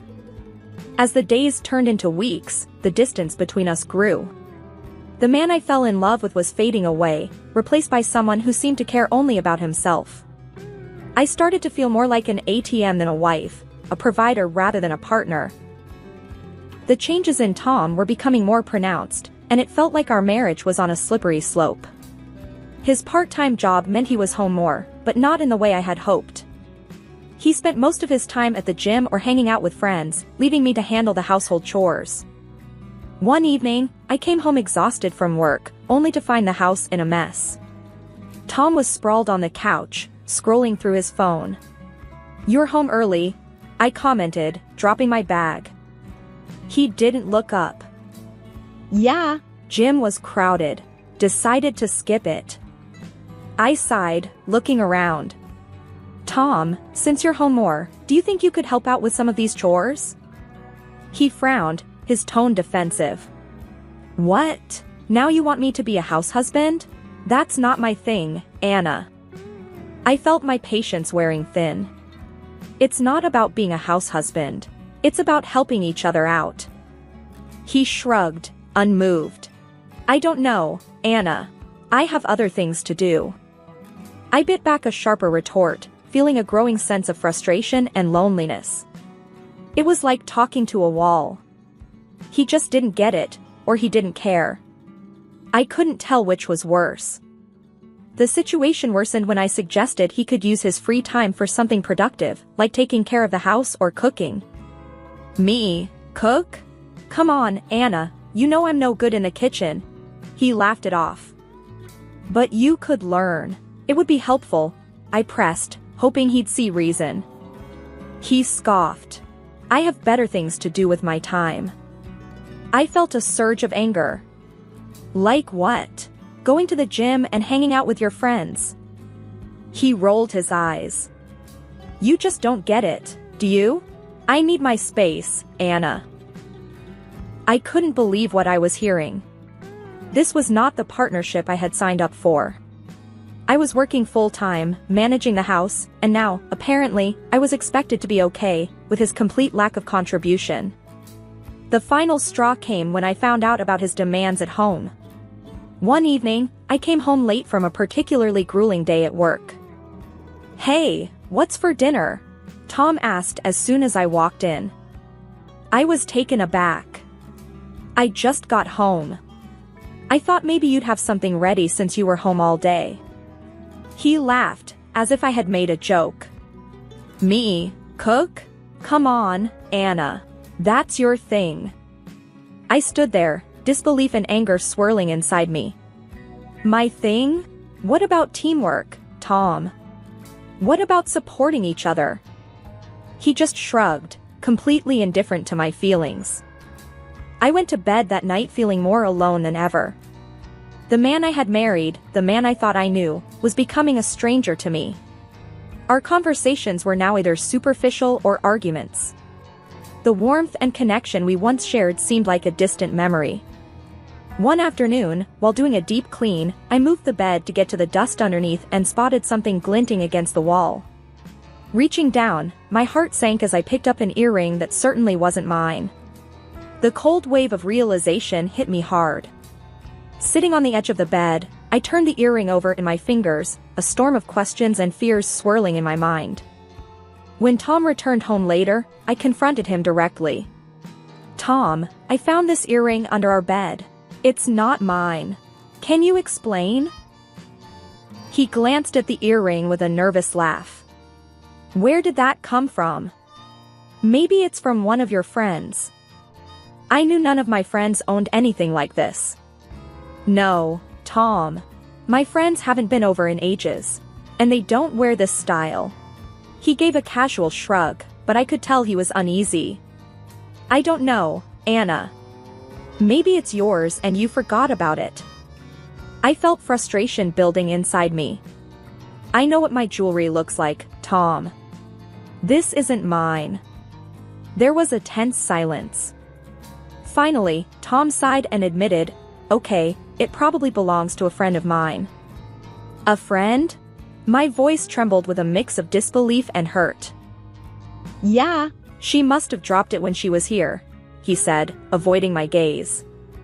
The room seemed to spin as I processed his words. "When she was here? In our house? In our bedroom?" He gave a half-hearted defense. "It's not a big deal, Anna. It was just a visit." I was incensed. "Just a visit?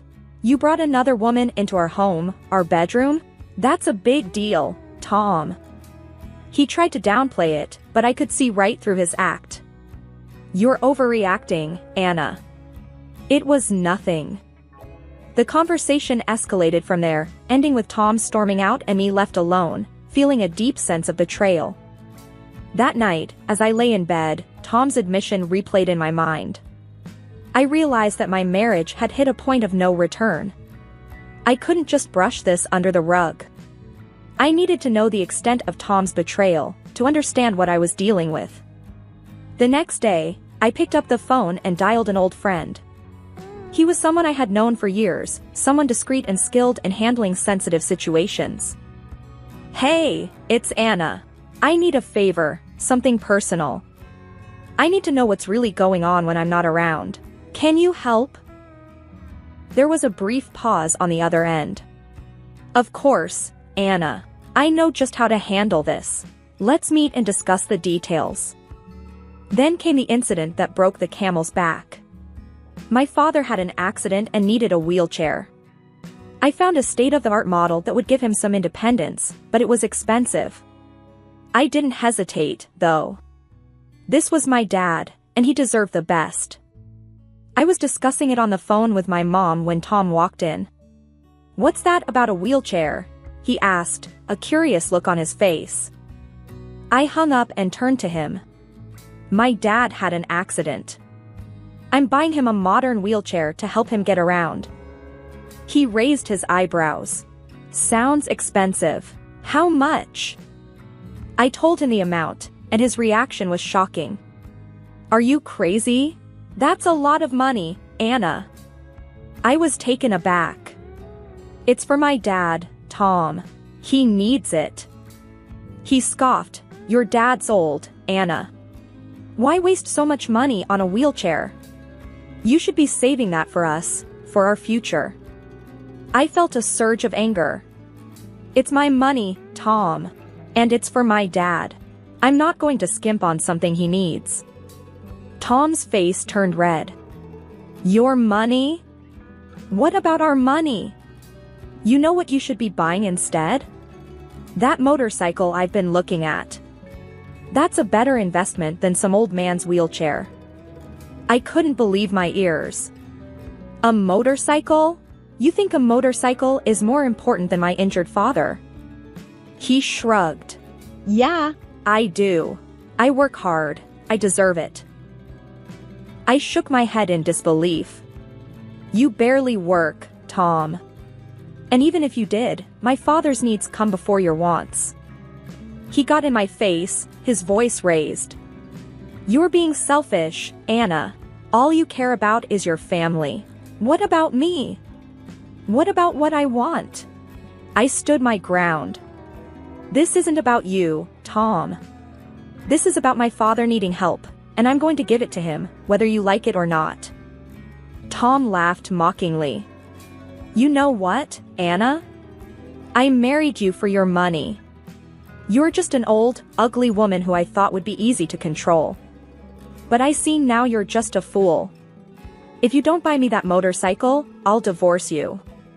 And good luck getting married again at your age. Let's see who'd want you after me. I felt a surge of anger mixed with determination. Reaching into the drawer of the coffee table, I pulled out a folder and slammed it onto the table. These are pictures from a private detective, Tom. They show exactly what you've been up to when I'm not around, I said, my voice steady despite the turmoil inside. His smirk faltered as he flipped through the photos, his face turning pale. The images were undeniable proof of his infidelity, his betrayal laid bare for him to see. And this, I continued, pulling out another set of documents, is our divorce paperwork. I'm done, Tom. I'm done being disrespected, lied to, and used. He looked up from the photos, his earlier bravado gone. Anna, please, we can talk about this. I didn't mean those things I said. But it was too late. I had seen the truth behind the man I married, and there was no going back. I've made my decision, Tom. It's over, I said firmly. As he left the house that day, the folder and divorce papers in his hands, I felt a profound sense of relief mixed with sorrow. It was the end of a painful chapter in my life, but also the beginning of a new, albeit uncertain, journey. The divorce proceedings were nothing short of a roller coaster. Tom, in a desperate attempt to salvage what he could, demanded alimony, citing the stark difference between our salaries. His audacity knew no bounds, and the trial turned into a battleground of accusations and legal maneuvers. I sat in the courtroom, my lawyer by my side, clutching the folder that held all the evidence of Tom's infidelity and betrayal. As his demands for alimony echoed through the room, I felt a mix of disbelief and determination. This was the man I had loved, and now he was trying to exploit me one last time. When it was my turn, I presented everything, the photographs from the private detective, bank statements showing his extravagant spending, and testimonies about his lifestyle. The evidence was overwhelming, painting a clear picture of a man who had taken advantage of my trust and love for his own gain. The judge listened intently, flipping through the evidence, his expression unreadable. After what seemed like an eternity, he finally spoke. The court ruled in my favor. Tom's claims for alimony were dismissed, and the divorce was granted on my terms. I remember exhaling a breath I didn't realize I was holding, a weight lifting off my shoulders. It was over. The legal ties that bound me to Tom were severed, and I was free. In the aftermath of the trial, life slowly started to return to a new kind of normal. I focused on rebuilding myself, reconnecting with the parts of me that had been lost in the shadows of my marriage. One day, as I was having coffee with a friend, she mentioned Tom. Have you heard about your ex? He's in deep trouble. Debt's piling up, and I heard he's even hiding from some angry husbands. I sipped my coffee, feeling a sense of closure. Really? Can't say I'm surprised. He made his bed, now he has to lie in it. The conversation moved on, but a part of me felt a sense of vindication. Tom's actions had finally caught up with him. It was a harsh reality, but one he had brought upon himself. As I walked home that day, the sun setting in the distance, I felt lighter. The chapter of my life that was Tom was closed, a bittersweet ending to a story that had started with so much promise. My name is Clara, a 32-year-old woman who once believed in fairy tale endings. 3 years ago, my life took an unexpected turn when I met Mark, the man who would become my husband. This is our story, a journey of love, trust, and eventual betrayal, set against the backdrop of a seemingly perfect marriage. It was an ordinary Tuesday morning when fate led me to the corner cafe. With a John Grisham novel in hand, I was lost in the world of legal thrillers. That's when Mark entered, his presence immediately noticeable. He had an air of confidence, yet there was a warmth in his smile that felt inviting. "Hey, is that Grisham's latest?" he asked, nodding towards my book. His voice was friendly, tinged with genuine curiosity. "Yeah, just started it." "He's always a good read," I responded, pleasantly surprised by the ease of our conversation. We delved into a discussion about our favorite authors, our conversation flowing effortlessly. Mark had a way of making me laugh, his humor both witty and endearing. As hours passed, it felt like we were old friends catching up, rather than two strangers who had just met. In the weeks that followed, Mark and I grew closer. Our shared interests in music, particularly old jazz, and a mutual love for exploring hidden bookstores around the city, cemented our bond. He was charming, respectful, and attentive. I found myself eagerly anticipating our dates, each encounter leaving me more enchanted. One evening, as we walked along the river, Mark's tone turned serious. "Clara, I've never felt this way before. I think I'm falling for you," he confessed under the dim glow of the streetlights. His words sent a rush of warmth through me. "I feel the same, Mark. You're unlike anyone I've ever met," I admitted, my heart racing with excitement and a hint of fear. 6 months flew by, and our relationship only grew stronger. It was during a cozy dinner at my apartment when Mark proposed. The moment was simple, yet profoundly sincere. There was no hesitation in my yes. I loved him, and I believed in our future together. The joy of our engagement, however, was soon met with apprehension as the time came to meet Mark's parents. His mother, Linda, was a stern woman with piercing eyes that seemed to judge my every move. His father was more amiable, but there was an undeniable seriousness to him, especially regarding the institution of marriage. During a formal dinner at their house, Mark's father brought up the subject of a prenuptial agreement. "It's just practical," he stated matter-of-factly. The request caught me off guard, but given my past experience with a cheating ex-boyfriend, I understood the necessity. "I agree, but I have a condition," I said, steadying my voice. "If either of us cheats, the cheater owes the other $100,000. Mark's expression was a mix of surprise and respect. "I promise, Clara, I'd never cheat on you," he said earnestly. I wanted to believe him, to trust that this time my heart was safe. Our wedding was a beautiful affair, filled with laughter, dancing, and promises of forever. The first year of our marriage felt like living in a dream. We traveled to romantic destinations, enjoyed quiet evenings at home, and supported each other's ambitions. Mark was not just my husband, he was my best friend, my confidant. After the whirlwind of our wedding, Mark and I settled into married life with an ease that surprised even me. Our first year was like living in a bubble of happiness, untouched by the outside world. Our honeymoon in Paris was a dream. Strolling along the Seine, we were just two lovebirds lost in the city of love. "Can you believe we're here?" I asked Mark one evening, as we watched the Eiffel Tower light up. He pulled me close and said, "With you, I can believe anything. This is just the start for us, Clara." Those days were filled with laughter, romantic dinners, and promises of a future together. We returned home with a suitcase full of memories and a bond that felt unbreakable. Back home, our days found a comfortable routine. Mark would kiss me goodbye every morning before heading to work, and I'd be waiting with dinner when he got back. We talked about everything and nothing, our conversations stretching late into the night. One night, as we were cleaning up after dinner, Mark said, "You know, I never thought I'd be this happy just doing mundane stuff like washing dishes." I playfully splashed some water at him. "That's because you've got an amazing wife. It's all about good company." He laughed, catching the water in his hands. "Absolutely. Best decision of my life, marrying you." Despite our happiness, there was a growing pressure from outside, the expectation of starting a family. At family gatherings, Mark's mom, Linda, would often drop not-so-subtle hints. "So, when are we going to hear some good news?" Linda asked one Sunday lunch, her tone laced with expectation. I tried to brush it off with a joke. "Oh, you'll be the first to know when there's news." But her persistence grew over time, and it started to strain me. Mark noticed my discomfort but reassured me, "Don't let my mom get to you. We'll start a family when we're ready, not a minute sooner." Despite these pressures, our first year of marriage was magical. We celebrated our first anniversary with a quiet dinner at home. Mark surprised me with a necklace I had admired months ago. "Happy anniversary, Clara.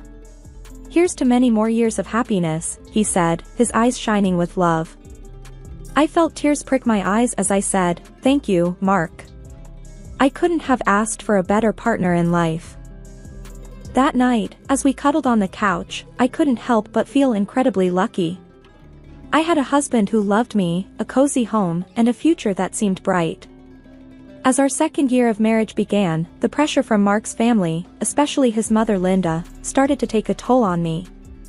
It wasn't just about starting a family anymore, her criticisms seeped into every aspect of our lives. Linda had a way of making her disapproval known, often under the guise of helpful comments. Every visit became a nightmare for me. One afternoon, as I was setting the table for lunch, she walked into the kitchen and eyed the spread with a disapproving frown. "Is this what you're serving? A bit simple, don't you think?" Linda remarked, her tone dripping with disdain. I clenched my jaw, trying to maintain my composure. "I thought we'd enjoy something light today." She just sniffed, muttering under her breath about proper meals and good housekeeping. Her comments weren't just confined to my cooking. She found fault in everything I did, from the way I decorated the house to how I spent my free time. Nothing was off limits. One evening, while Mark and I were relaxing in the living room, Linda decided to give her unsolicited opinion. "You know, Clara, if Mark gave me the money he spends on you, I could hire a proper cleaner and a cook." Mark looked uncomfortable but didn't say anything. His silence felt like a betrayal. I was seething but managed to say, "Well, Linda, I'm doing my best here." What hurt the most was how Mark's attitude started to change. He began echoing his mother's criticisms, albeit in a more subtle way. After one of Linda's visits, Mark casually mentioned, "Mom might have a point about the house. Maybe we should consider getting some help." I felt a pang of hurt and frustration. "So, you think I can't handle it either?" "No, that's not what I meant," he backpedaled, but the damage was done. The constant criticisms and Mark's growing detachment were straining our marriage. We started having arguments over trivial things, our once easy conversations turning into tense exchanges. After a particularly heated argument, I found myself wondering aloud, "What happened to us, Mark? We used to be on the same team." He ran a hand through his hair, looking frustrated. "I don't know, Clara. It's just everything feels so complicated now." I went to bed that night feeling lonely and misunderstood. Linda's insidious comments had not only invaded my home but were also creeping into my marriage, leaving me to wonder if the love Mark and I shared was strong enough to withstand this constant barrage of negativity. As the third year of our marriage rolled in, a sense of unease began to settle in my heart. The once bright flame of our love seemed to flicker under the shadow of doubt and mistrust. It started with a phone call, or rather, several of them. A name kept popping up on Mark's phone, Jake. I couldn't help but notice how Mark's demeanor changed whenever that name flashed on the screen. One evening, while we were watching TV, his phone rang again. Jake, the screen flashed. Mark quickly silenced it and put the phone away, but not before I saw the nervous glance he threw my way. "Who's Jake?" I asked, trying to sound casual, but my heart was pounding. "Oh, just a new guy at work. No one important," Mark replied, but his voice was too nonchalant, his answer too rehearsed. Mark's behavior began to change. He started coming home late from work, his excuses flimsy and inconsistent. His wardrobe underwent a transformation too, from casual to sharply tailored suits. Working late again? I questioned one night as he prepared to leave, noticing his dressed-up appearance. "Yeah, a big project," he said without meeting my eyes. "Don't wait up." One day, my frustration boiled over. As Mark was about to leave for another late night at work, I confronted him. "This isn't like you, Mark. What's really going on?" I demanded, my voice trembling with a mixture of anger and fear. Mark sighed, his expression a mix of guilt and annoyance. "I told you, it's just work.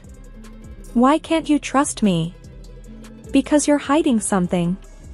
You're never here, and when you are, it's like you're a million miles away," I shot back, my eyes stinging with tears. Mark didn't respond. He just grabbed his coat and left, leaving me standing there, feeling more alone than ever. That night, lying in our empty bed, I made a decision. I couldn't live in this limbo of doubt and suspicion. I needed to know the truth, whatever it was. The next morning, I called a private detective. It felt like a betrayal, but the constant worry and uncertainty were eating me alive. I needed answers, and I was determined to get them, no matter what they revealed about the man I thought I knew. The days after contacting the private detective were a haze of anxiety and anticipation. I felt like I was walking on a tightrope, trying to maintain a semblance of normalcy while my world was quietly crumbling around me. Then the call came, and with it, the shattering of my last hopes. "Mrs. Johnson, we have conclusive evidence." "I'm afraid your suspicions were correct." The detective's voice was solemn, heavy with the weight of the news he was delivering. He explained that Mark had been having an affair. The mysterious Jake on his phone was actually a woman. My heart sank as he detailed their meetings, providing timestamps and photos. It was irrefutable. I sat there, phone in hand, feeling a mix of devastation and vindication. My worst fears weren't just fears anymore, they were cold, hard facts. Despite the pain, I decided not to confront Mark immediately. I needed more than just the evidence of his infidelity, I needed to understand the full extent of his deceit. One evening, as I was passing by his home office, I overheard a conversation that chilled me to the bone. Mark was talking to his mother, Linda. "Mom, I'm planning to end it with Clara after your birthday." Mark's voice was cold, devoid of any affection he once had for me. "Oh, that's wise, dear. Make sure she gets me a nice 65th birthday present before you drop the bomb," Linda replied, her voice laced with a callousness that took my breath away. I leaned against the wall, feeling nauseous. Not only was my husband unfaithful, but he and his mother were plotting against me, waiting to use me for one last expensive gift before discarding me. Fueled by a mixture of anger and resolve, I decided to play along. I continued as if nothing was wrong while secretly gathering more evidence of Mark's infidelity. The detective provided me with everything: photos, videos, and even audio recordings. I was building my case, preparing for the moment I would strike back. As I lay in bed each night, next to the man who had betrayed me, a plan began to form in my mind. I would wait until after Linda's birthday. I would give them the illusion of victory, let them think they had outsmarted me. But when they least expected it, I would reveal everything and turn the tables. As Linda's 65th birthday approached, I put on a mask of ignorance, acting as though everything was normal. Inside, I was a cauldron of emotions, anger, betrayal, and a fierce determination to see my plan through. A few days before the birthday, Linda casually mentioned her upcoming celebration during a family dinner. "So, Clara, I'm expecting a grand 65th birthday. You must have planned something special for me," she said with a sly smile, clearly anticipating a lavish gift. Keeping my emotions in check, I replied with feigned enthusiasm, "Of course, Linda. I've arranged a dinner at the city's most luxurious restaurant. It'll be a night to remember." Her eyes lit up with glee, not realizing the trap I was setting. "Oh, how wonderful. I can't wait. Just a small family gathering, right?" "Yes, very intimate and exclusive, just for close family," I confirmed, my words laced with hidden irony. Later that night, Mark approached me, a hint of suspicion in his voice. "That's quite a generous plan for Mom's birthday. Are you sure about this?" I looked at him, maintaining my composure. "Absolutely. It's a significant birthday, and I want to do something special for her." Mark seemed appeased, but I could tell he was puzzled by my willingness to indulge his mother.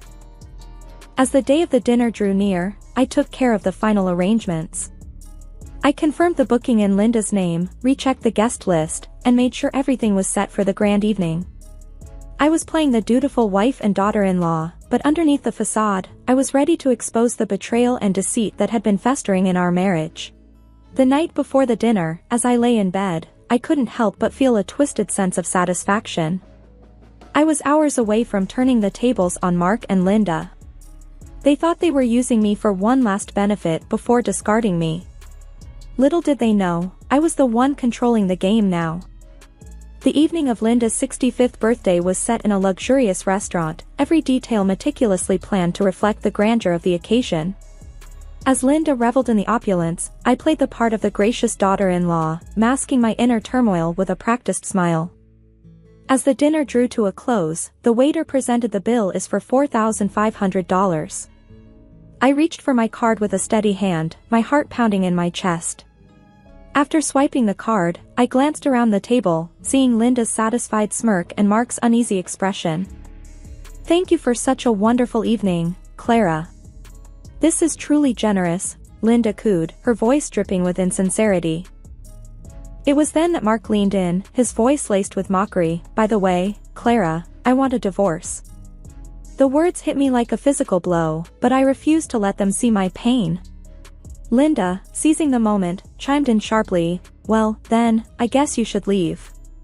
This is a family gathering, after all." Without a word, I stood up and left the restaurant, my dignity intact despite the turmoil inside. As I walked away, I pulled out my phone and swiftly canceled the payment. Then, with a few more taps, I blocked the shared account, ensuring Mark couldn't cover the cost either. Back at home, I packed my belongings quickly, the finality of my actions setting in. I was leaving this chapter of my life behind, stepping into an uncertain but hopeful future. Soon, my phone erupted with calls.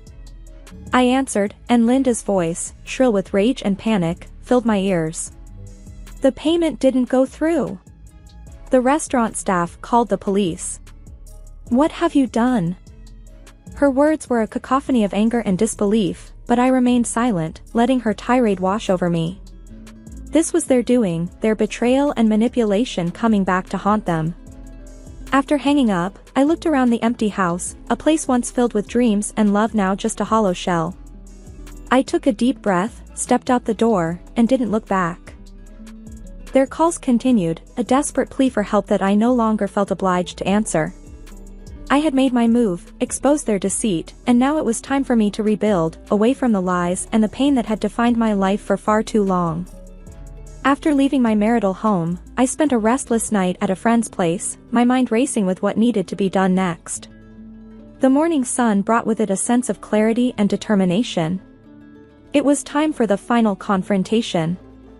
I arrived at the house to find Mark and Linda waiting, their faces a mix of anger and confusion. Clutching the divorce papers and the evidence of Mark's infidelity, I steeled myself for the battle ahead. Linda was the first to break the silence, her voice dripping with scorn. So, you've come crawling back? After embarrassing us like that. I met her gaze, unflinching.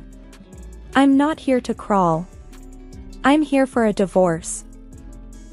Mark, who announced ours divorce a day ago, suddenly tried to win everything back. Clara, can't we talk about this? It was a mistake. I cut him off, holding up the evidence. Save it, Mark. Your mistake was ongoing and well documented.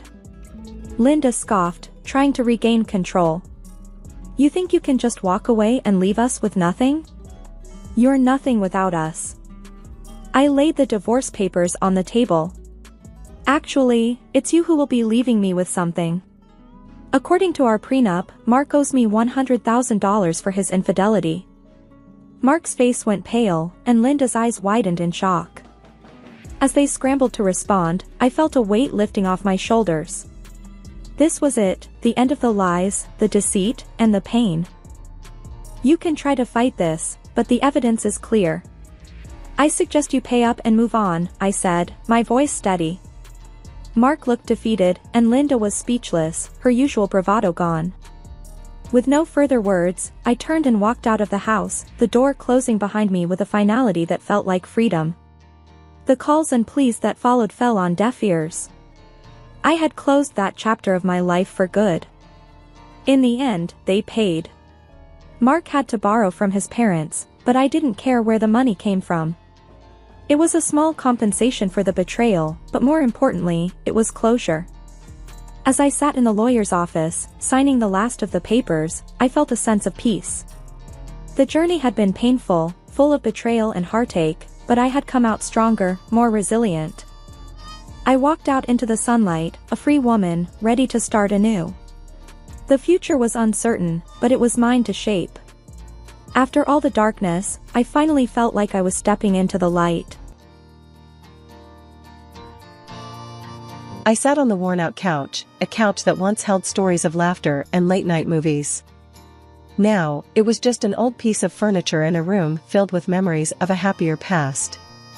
Sophie, my 3-year-old angel, was upstairs, her gentle breaths a stark contrast to the heavy air of our home. I glanced at the clock again. It was past 10 p.m. Mark was late, as had become his norm. The sound of the key turning in the lock finally broke the silence. I stood up, smoothing my shirt, not sure why I still bothered to look presentable for him. Mark, I called out as he stepped in, looking more a stranger than the man I married. You're late. He didn't meet my eyes, just grunted a response. Work. It's always work. His voice, once filled with warmth and affection, now carried a cold, distant tone.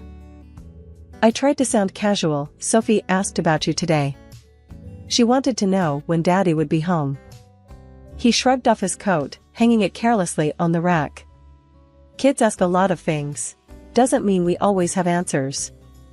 I felt a twinge of pain in my heart. Maybe we could do something this weekend? Just the three of us? Sophie would love that. Mark snorted, his tone laced with sarcasm. A family outing? With everything that's going on? Don't be naive, Lily. My hands trembled slightly. This wasn't the man I fell in love with. It's important, Mark. She needs her father. He walked to the fridge, pulling out a beer. What she needs is a miracle, not me playing pretend in a park. I couldn't hold back my tears. She's your daughter, Mark. How can you be so cold? He took a swig of his beer, avoiding my gaze. I'm being realistic, Lily. This isn't the life I wanted. A sick child, a house that feels more like a hospital. I followed him into the kitchen, my voice rising. And what about me? Do you think I enjoy watching our daughter suffer? Do you think this is the life I dreamed of?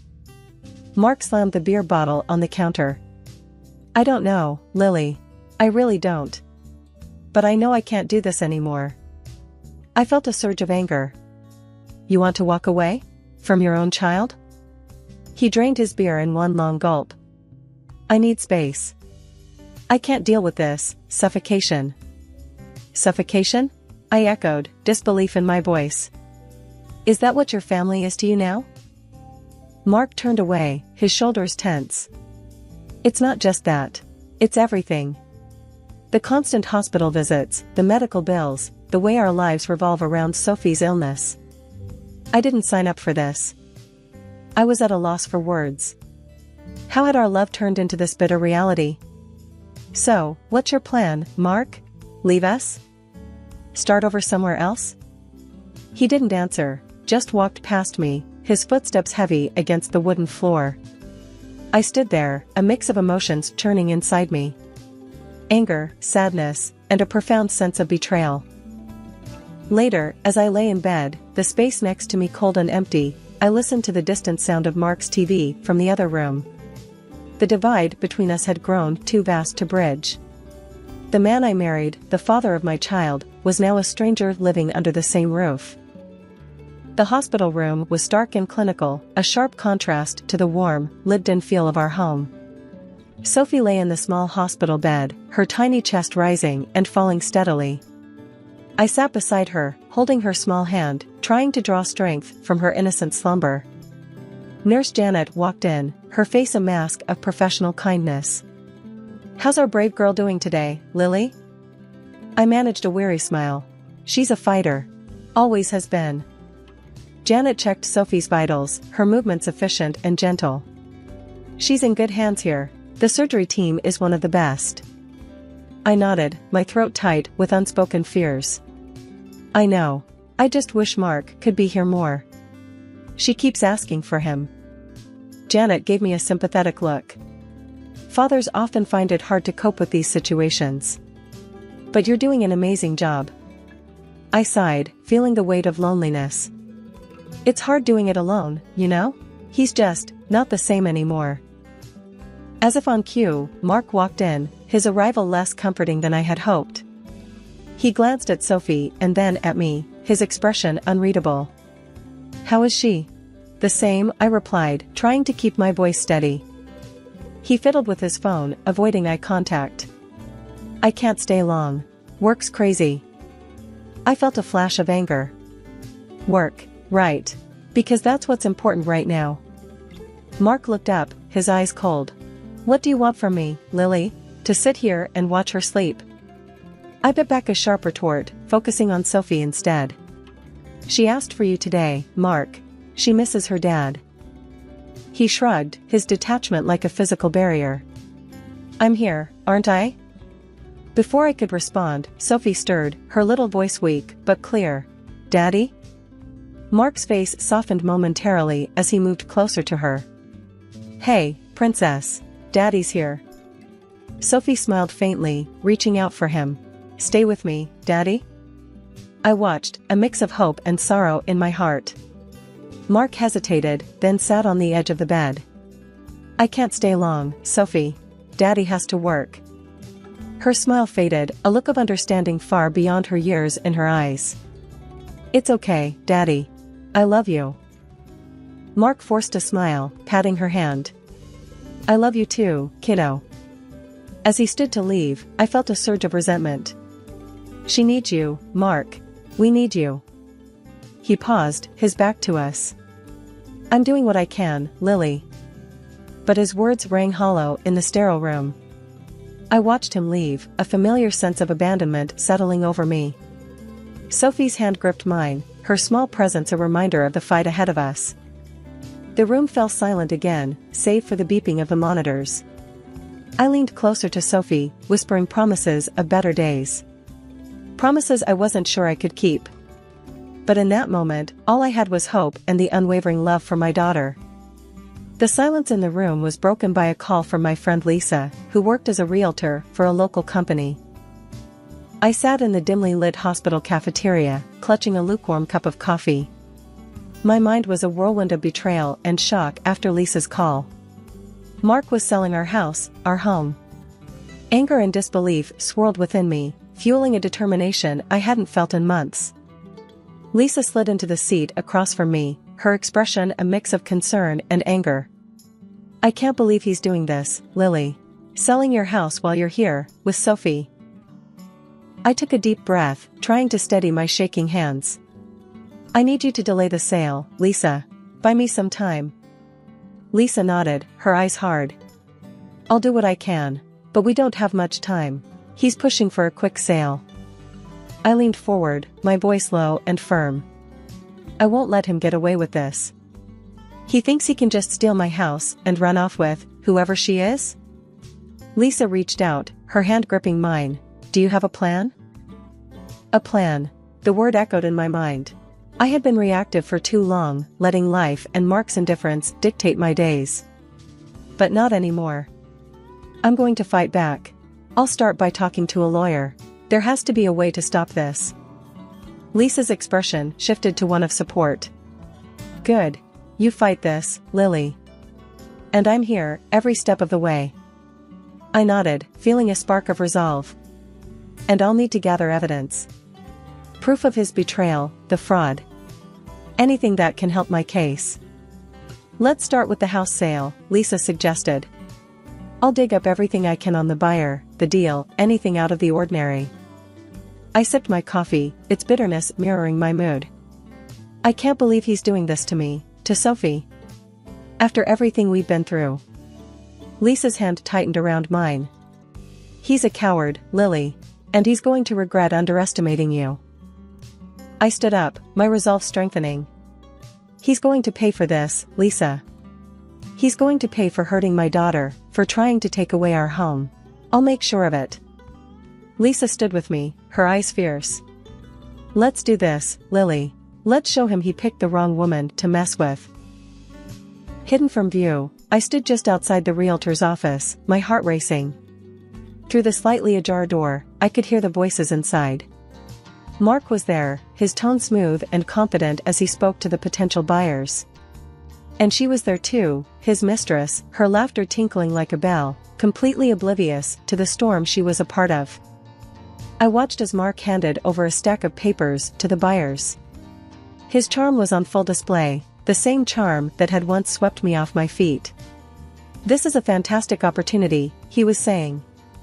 A beautiful house, great location, you're getting a steal. The buyers, a middle-aged couple, nodded, their expressions a mix of eagerness and caution. The wife leafed through the documents, her husband leaning over to look. It all seems in order, she murmured. Mark's mistress, a young woman with bright red lipstick, laughed and leaned closer to Mark. Told you it would be easy, she whispered, loud enough for me to hear.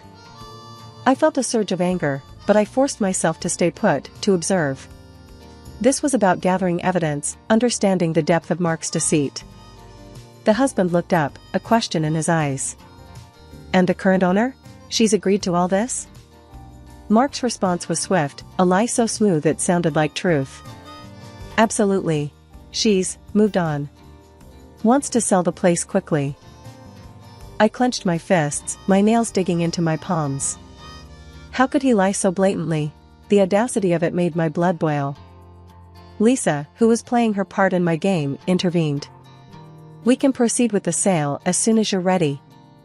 The couple exchanged a look, then nodded. We're ready. This is a deal we don't want to miss.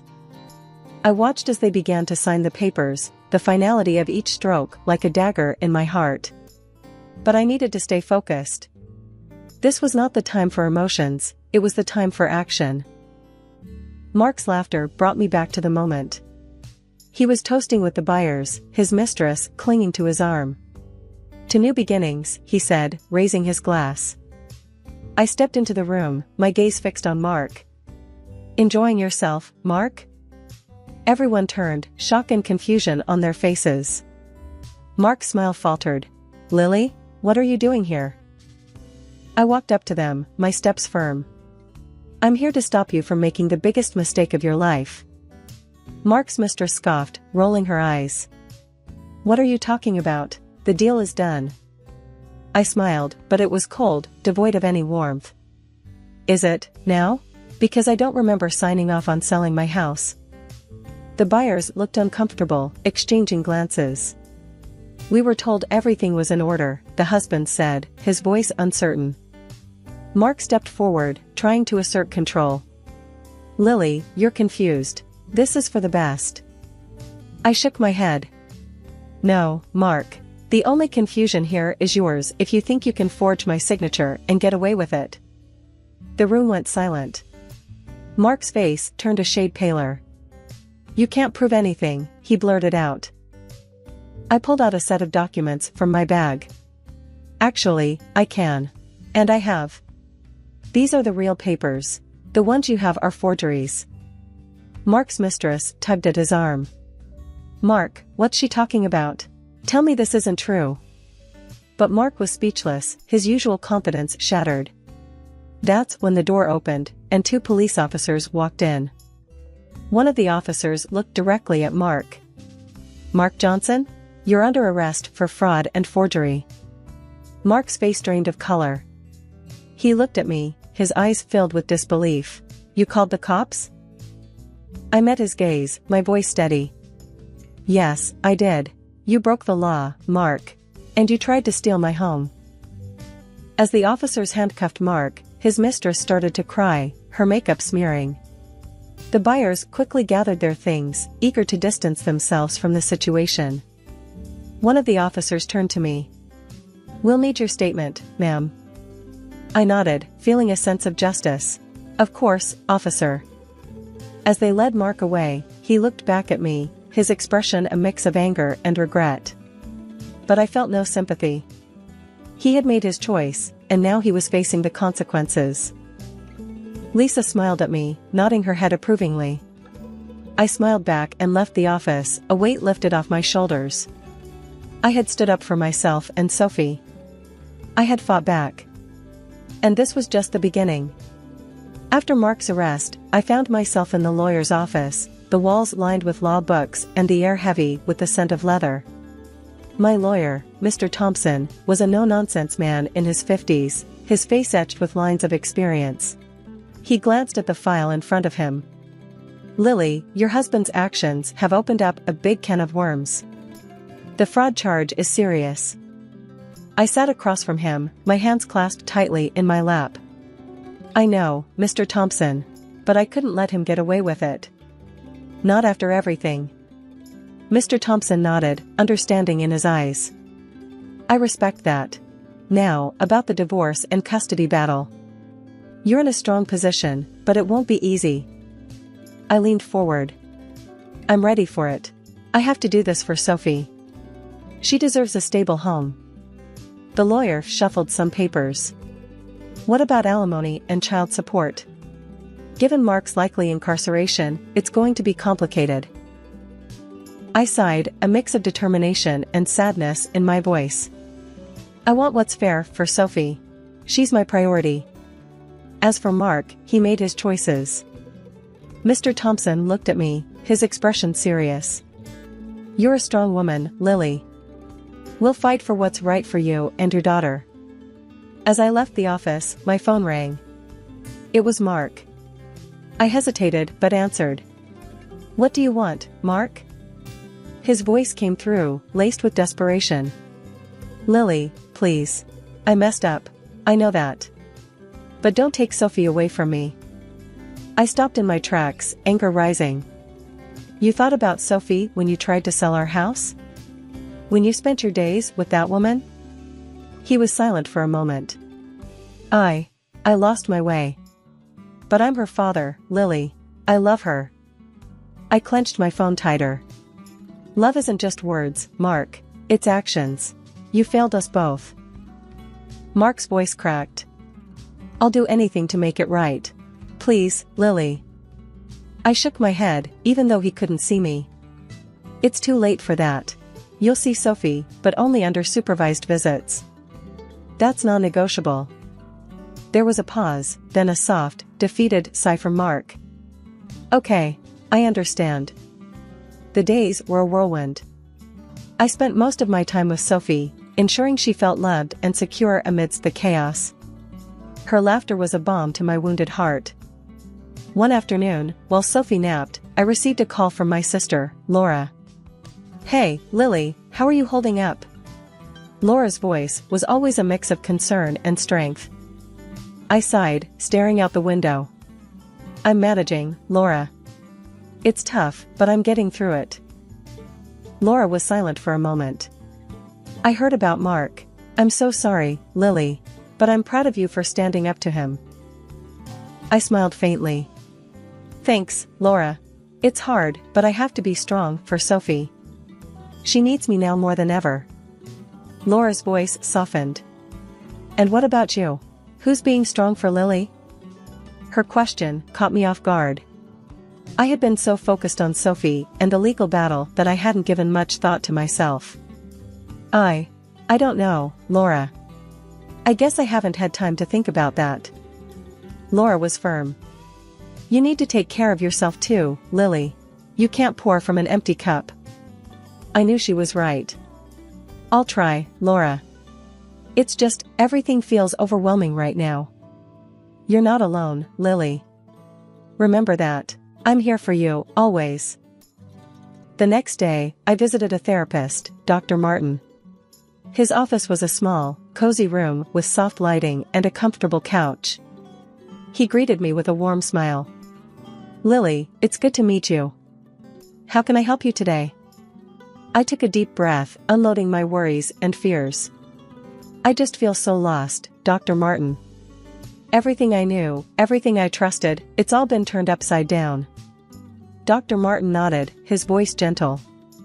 It's understandable to feel that way after what you've been through. But it's important to remember that this is a chapter in your life, not the whole story. His words resonated with me. Over the next few weeks, I started to take small steps towards reclaiming my life. I joined a support group for single parents. The first meeting was daunting, but as I listened to others share their stories, I realized I wasn't alone. Welcome, Lily, said the group leader, a kind woman named Beth. We're here to support each other, to share our struggles and our victories. I shared my story, my voice steady but filled with emotion. The group listened, their faces a tapestry of empathy and understanding. After the meeting, a woman named Sarah approached me. Your story is inspiring, Lily. You're stronger than you realize. Her words lifted my spirits. Maybe I was stronger than I thought. Maybe, just maybe, I could turn this painful chapter into a story of resilience and hope. Sitting in my living room, the early morning light filtering through the curtains, I reflected on the tumultuous journey that had led to this moment of tranquility. The divorce papers, now signed and finalized, lay on the coffee table, a testament to my newfound independence. The legal battle had been long and arduous. I had sued Mark for a substantial portion of his property, determined to secure a stable future for Sophie and myself. The court's decision had been in our favor. Mark, now serving a real sentence for his fraudulent activities, had lost much of what he had once held dear. His mistress, caught in the web of deceit, was slapped with a hefty fine, payable to me as restitution. I remembered sitting in the courtroom, watching Mark and his mistress turn on each other, each trying to deflect blame. There was no love lost between them, only bitter accusations and desperate attempts to save themselves. Watching them, I felt a sense of satisfaction. They had gotten what they deserved. Their betrayal and greed had led them to this downfall. But amidst the chaos of legal proceedings and emotional upheavals, there was a silver lining. Sophie, my brave little girl, had made a swift recovery after her surgery. Her laughter and energy filled our home with a warmth that had been missing for far too long. As I sipped my morning coffee, I thought about our future. It was a future I had fought hard for, a future that seemed bright and promising. Sophie was my priority, my beacon of hope. Together, we had weathered a storm and emerged stronger. I glanced at the pictures on the mantel, images of Sophie and me at the park, at the zoo, smiling and carefree. They were more than just photographs, they were reminders of our resilience, our ability to find joy amidst adversity. Sophie bounded into the room, her hair a tousled mess, her eyes bright with excitement. Mommy, are we going to the park today? I smiled, my heart swelling with love. Yes, sweetheart. We're going to have a great day. She clapped her hands, her laughter echoing through the room. Yay! I love the park. As I watched her play, I realized that this was what mattered the most. The struggles, the pain, and the betrayal were behind us. What lay ahead was a path of healing and new adventures. Hey, you're Megan, right? That's how it all started. Me, a librarian with a love for quiet evenings and books, and him, Alex, an economist with a sharp mind and an even sharper tongue. We were at this billiards club downtown, a place more accustomed to clinking glasses and raucous laughter than fairy tale meetings. But there we were. Alex was leaning against the pool table, chalk in hand, looking every bit the confident man he was. His friends were egging him on, making a ruckus every time he pocketed a ball. I was there with my own crew, having a laugh, trying to unwind after a long week shelving books and answering never-ending queries about the latest bestseller. My friend, Jenna, nudged me, a mischievous glint in her eye. "Bet you can't beat that guy," she said, pointing at Alex. I rolled my eyes. "Oh, please, I'm here to relax, not show off my surprisingly decent pool skills." But Jenna wouldn't have it. "Come on, Megan. Don't be a chicken. Plus, he's cute." I sighed, downed my drink, and sauntered over. "Hey, you up for a challenge?" I asked, trying not to sound too eager. Alex looked me up and down, a smirk playing on his lips. "Sure, but fair warning, I don't go easy on anyone." I chuckled, "Neither do I." The game was on. It was a close call, but guess what? I won. His friends hooted and hollered, while Alex just stared in disbelief. "Damn, you're good," he admitted, extending his hand. "I'm Alex." I shook his hand, feeling the firm grip. "Megan. And thanks, I know." We grabbed drinks, and the conversation flowed as easily as the beer. He told me about his job, how he crunches numbers and deals with corporate bigwigs. I told him about the library, the silence, and my secret love for old mystery novels. "So, a librarian, huh? That's different," he said, raising an eyebrow. "Yeah, well, I like it. Books are simpler than people," I replied, taking a sip of my drink. Alex laughed. "I can imagine.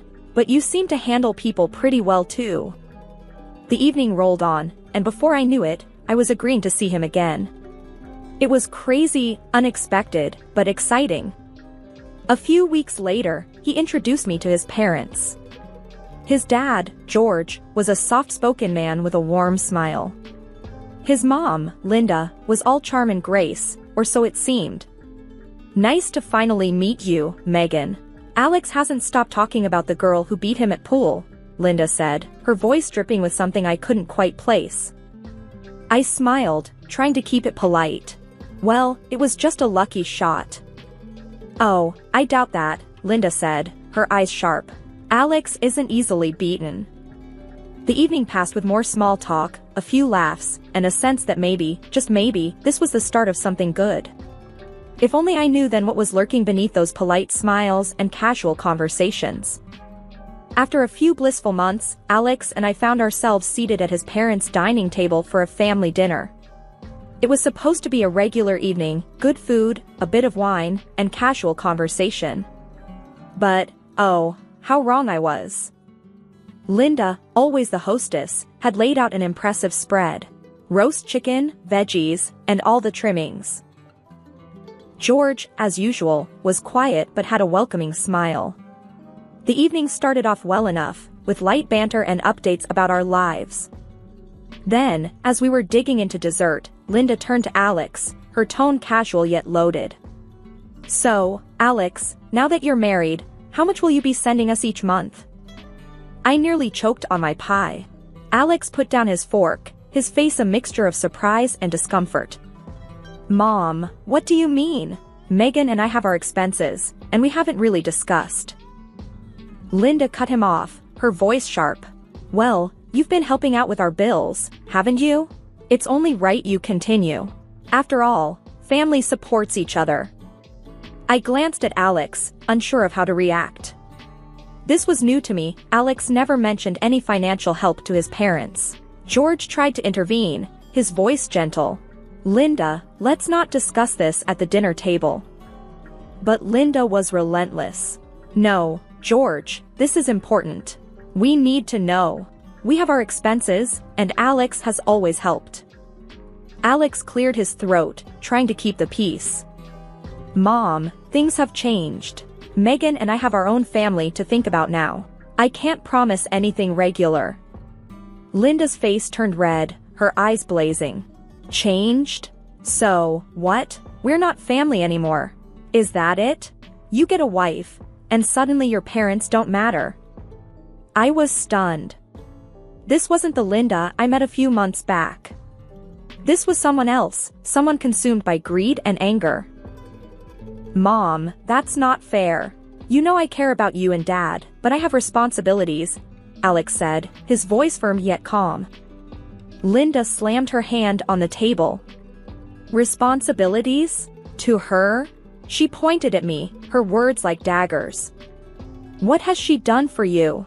We raised you, and this is how you repay us? By abandoning us for some librarian. I felt a knot in my stomach. This wasn't just about money, it was personal. I tried to speak up. Linda, I don't think. Stay out of this, she snapped. This is between me and my son. You're just the parasite who's taking him away from his family. The air in the room was thick with tension.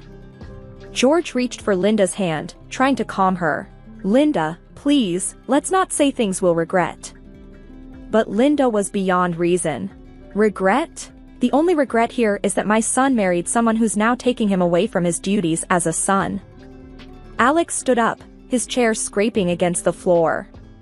Mom, that's enough. You're being unreasonable and insulting. I won't let you talk to Megan like that. The rest of the evening was a blur. We left soon after, the sound of Linda's angry rants echoing in our ears. The weeks following that disastrous dinner were tough. Linda's words hung over our heads like a dark cloud. One Saturday morning, as we sipped our coffee, Alex broke the silence. Megan, I'm sorry about all this. I never expected my mom to go off the rails like that. I put down my cup, meeting his gaze. Alex, it's not your fault, but we can't pretend everything's fine. Your mom, she's got some serious issues with us. He sighed, running a hand through his hair. I know. I've been thinking, maybe we should lay low for a while. Avoid any family gatherings. I nodded, though a part of me felt uneasy. Avoiding the problem wouldn't make it disappear. Things took a turn for the worse when Linda started dropping by unannounced. It was like she was on a mission to find faults. One afternoon, she barged in as I was rearranging the living room. What's all this? She snapped, eyeing the new curtains and cushions. I forced a smile, just sprucing up the place a bit. Linda snorted. With what money? Alex's. I clenched my jaw. Actually, I bought these. With my own money. She scoffed, looking around with a critical eye. Must be nice, spending money on frivolous things while your husband's parents struggle. Before I could respond, Alex walked in. Mom, what are you doing here? Linda turned to him, her voice laced with accusation. Just seeing how my son's hard-earned money is being wasted. Alex's face hardened. Mom, this has to stop. Megan's not wasting anything. She's entitled to buy whatever she wants with her money. The argument escalated, with Linda hurling insults and Alex trying to defend me. It was exhausting, watching the two most important people in my life at each other's throats. After Linda stormed out, Alex slumped onto the sofa, his face in his hands. I don't know what to do, Megan. She's my mom, but I can't let her treat you like this. I sat beside him, my heart heavy. We'll figure it out, Alex. But we can't let her walk all over us. Maybe it's time we set some boundaries. He looked up, his eyes searching mine. You're right. I'll talk to her. Lay down some ground rules. But things didn't get better. Linda's visits became more frequent and more invasive. She'd criticize everything from the way I dressed to how we decorated our home. It was like she was looking for any excuse to put me down. Living with Linda's constant scrutiny was like constantly walking on eggshells. You never knew when she would strike next, and her next target was something as mundane as a new washing machine. It was a regular Saturday afternoon. Alex and I were in the living room, enjoying a rare moment of peace, when Linda burst in, her face twisted in suspicion. "I see you've got a new washing machine," she accused, her eyes darting around the room. "Tell me, was it Alex's money that paid for it?" I sighed, feeling the familiar knot of frustration in my stomach. "Linda, it's just a washing machine. And for your information, I paid for it myself." She didn't seem convinced. "With what money? I find it hard to believe a librarian can afford such luxuries." Alex, who had been quiet until now, stood up. "Mom, Megan has her own income. She can buy whatever she needs." But Linda was relentless. "I want proof. Show me a bank statement or something. I won't have you squandering my son's hard-earned money." I couldn't believe she was serious. But to put an end to her ridiculous accusations, I went and fetched my bank statement. I handed it to her, my hands shaking slightly with anger. "Here, see for yourself. The washing machine was paid for with my money. My savings." Linda scrutinized the statement, her brows furrowed. After a moment, she looked up, her face still a picture of disbelief. "Well, I suppose this looks in order, but keep in mind, I'm watching. My son's well-being is my priority." Alex stepped in, his voice firm. "Mom, this is unacceptable. You can't just barge in here and demand to see our personal finances. It's disrespectful." Linda huffed, her stance unyielding. "Disrespectful? I'm looking out for my son. If that's disrespectful, then so be it." The tension in the air was thick. Alex's face hardened. "Mom, if you can't trust and respect us, then maybe you should reconsider your visits." Linda looked like she had been slapped. "Reconsider my visits? To my own son's house?" Alex nodded. "Yes, until you can behave in a more respectful manner." She stormed out, the door slamming behind her. The silence that followed was heavy with unspoken words. If I thought things with Linda couldn't get worse, I was in for a rude awakening. The real showdown happened the night of Alex's company party.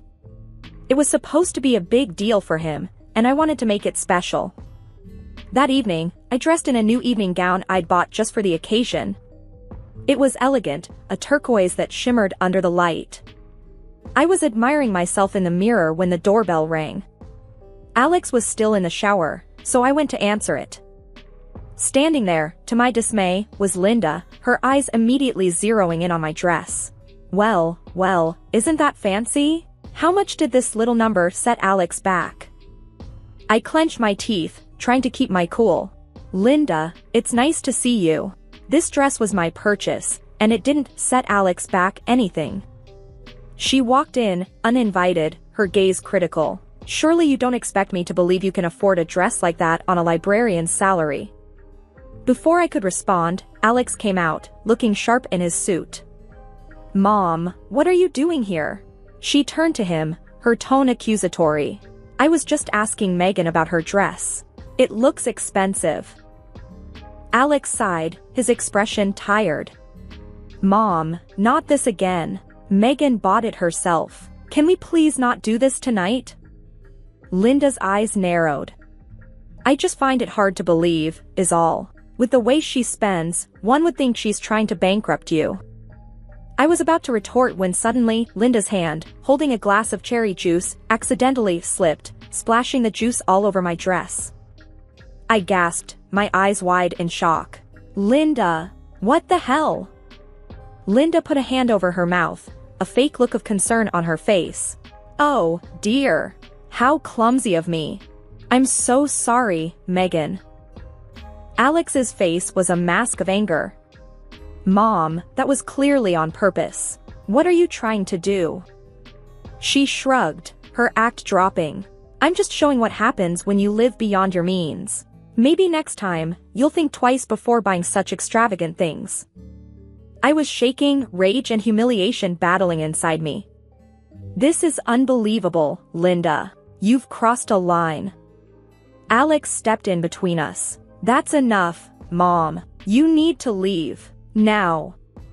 As she stormed out, Alex turned to me, his eyes filled with concern. Megan, I'm so sorry. Let me help you clean that up. But the dress was ruined, the bright red stain mocking me from the fabric. I held back tears, the evening spoiled. The incident with the dress was the last straw. Alex and I knew we had to confront Linda, set things straight once and for all. So, we decided to invite her over, hoping to have a civil conversation. Naive, I know. Linda arrived with her usual air of superiority. We sat in the living room, the tension thick enough to cut with a knife. Alex cleared his throat, starting what we both knew was going to be a difficult talk. Mom, we need to discuss your behavior, he began, his voice steady but firm. Linda raised an eyebrow. My behavior? I'm not the one parading around in expensive dresses, am I? I bit my lip, trying to keep my cool. Linda, this isn't about the dress. It's about respect, boundaries. You can't just barge into our lives, make accusations, and ruin our things. She scoffed. Oh, please. You make it sound like I'm some tyrant. I'm just concerned about my son's well-being. Alex interjected. Mom, what you did to Megan's dress was unacceptable. And your constant questioning of our finances, it's invasive and disrespectful. Linda folded her arms, her expression unyielding. Invasive? Disrespectful? I'm your mother, Alex. It's my right to know where your money is going, especially when it's being wasted on frivolities. That's when she dropped the bombshell. In fact, I think it's only fair that if you buy something for Megan, you should buy something of equal value for me. After all, I am your mother. I stared at her in disbelief. Are you serious? That's ridiculous. Alex was just as stunned. Mom, that's an absurd demand. We're not going to do that. Linda's face turned red with anger. Absurd? I gave birth to you, raised you, and this is the thanks I get? You choosing this woman over your own mother. Alex stood up, his anger palpable. This isn't about choosing, Mom. It's about fairness, respect. Megan is my wife, and you can't treat her like this. Linda stood up too, her voice rising. Fine. If that's how you want it, then don't expect any help from me when you need it. Don't come crying to me when this marriage falls apart because you're too blind to see what's going on. With that, she stormed out, leaving a trail of bitterness and shock in her wake. Alex and I sat there, stunned. The ultimatum she had given us was not just outrageous, it was hurtful. Alex put his head in his hands. I can't believe she said that. I don't know what to do. I reached over, taking his hand. We'll figure this out, Alex. But we can't give in to her demands. That's not how this works. He nodded, a look of determination in his eyes. You're right. We can't let her control us, dictate our lives. It's not fair to you, to us. Just when I thought things couldn't get any more strained with Linda, the universe decided to throw us another curveball. It all started on our anniversary. Alex surprised me with a beautiful diamond ring worth $10,000. It was more than just a piece of jewelry, it was a symbol of our love, something precious and personal. A week after the anniversary, Linda decided to pay us an unexpected visit. She walked in as if nothing had happened, as if her last visit and the ultimatum hadn't left a bitter taste in all our mouths. Hello, Megan, Alex, she said, her voice dripping with a forced sweetness. I just thought I'd drop by, see how you're both doing. I exchanged a wary glance with Alex. We're fine, Linda. What brings you here? She wandered around, feigning interest in the mundane, but her eyes were scanning, always scanning. It wasn't until she noticed the ring on my finger that her facade cracked. Oh, what's this? She reached for my hand, her fingers cold against my skin. A new ring? Looks expensive. Alex, who had been silent, spoke up. It's an anniversary gift, Mom. Linda raised an eyebrow. Really? Must have cost a pretty penny. I hope you're not dipping into your savings for this. I pulled my hand away, feeling a surge of anger. It's none of your business, Linda. She shrugged. but her eyes lingered on the ring with a gleam that I didn't like. The next day, the unthinkable happened. The ring was gone. I turned the house upside down, but it was nowhere to be found. Panic and suspicion gnawed at me. There was only one person who could have taken it. I called Alex, my voice shaking. The ring is gone. I can't find it anywhere. There was a pause, and then, "Are you thinking what I'm thinking?" "Linda," we both said in unison. Alex decided to confront her. He called her, his voice a mix of anger and disbelief. "Mom, did you take Megan's ring?" Her laughter on the other end was like ice. "Oh, Alex, really? Why would I take her ring? You're being ridiculous." But there was something in her tone, a hint of mockery, that made my blood boil. "We'll go to the police, Linda. This is theft." Her laughter continued, unfazed. "Go ahead. You have no proof. It's your word against mine." We were at a loss. The ring was gone, and with it, a piece of our happiness. But then, a few days later, George called. "Alex, your mom's not well. She's hurt her hand. She won't go to the hospital, but I think she should." We rushed over, and there she was, her hand bandaged, tears in her eyes. But it wasn't just pain, there was fear there too. "What happened, Linda?" Alex asked, his voice softening despite everything. She mumbled something about a fall, but when she moved her hand, I saw it. The diamond ring was on her finger, stuck, her finger swollen around it. We had to take her to the hospital. The ring had to be removed under local anesthesia. It was a surreal experience, watching the doctors carefully extract the symbol of our love from the finger of the woman who had caused us so much pain. The whole ring fiasco had pushed us to our limits. Linda, even after the hospital incident, didn't seem to get the gravity of her actions. It was like she was living in her own world, where she could do no wrong. Alex and I were fed up. It was time for a final showdown. We called her over, making it clear this wasn't a friendly visit. When she walked in, there was this arrogance about her, like she still owned the place. "Sit down, Mom. We need to talk," Alex said, his voice hard. She rolled her eyes, taking a seat. "What now? More accusations?" I couldn't believe her nerve. "Accusations? Linda, you stole from us. And you act like it's nothing?" She shrugged, a smirk on her face. "Oh, come on. It was just a ring. No need to make such a big deal out of it." Alex slammed his hand on the table, his patience running thin. "Just a ring? You broke our trust, Mom. You've been nothing but trouble since Megan and I got married." Linda scoffed. "Trouble? I'm the victim here. You've changed, Alex. This woman has changed you." That did it. I was seething. "This woman has a name, Linda.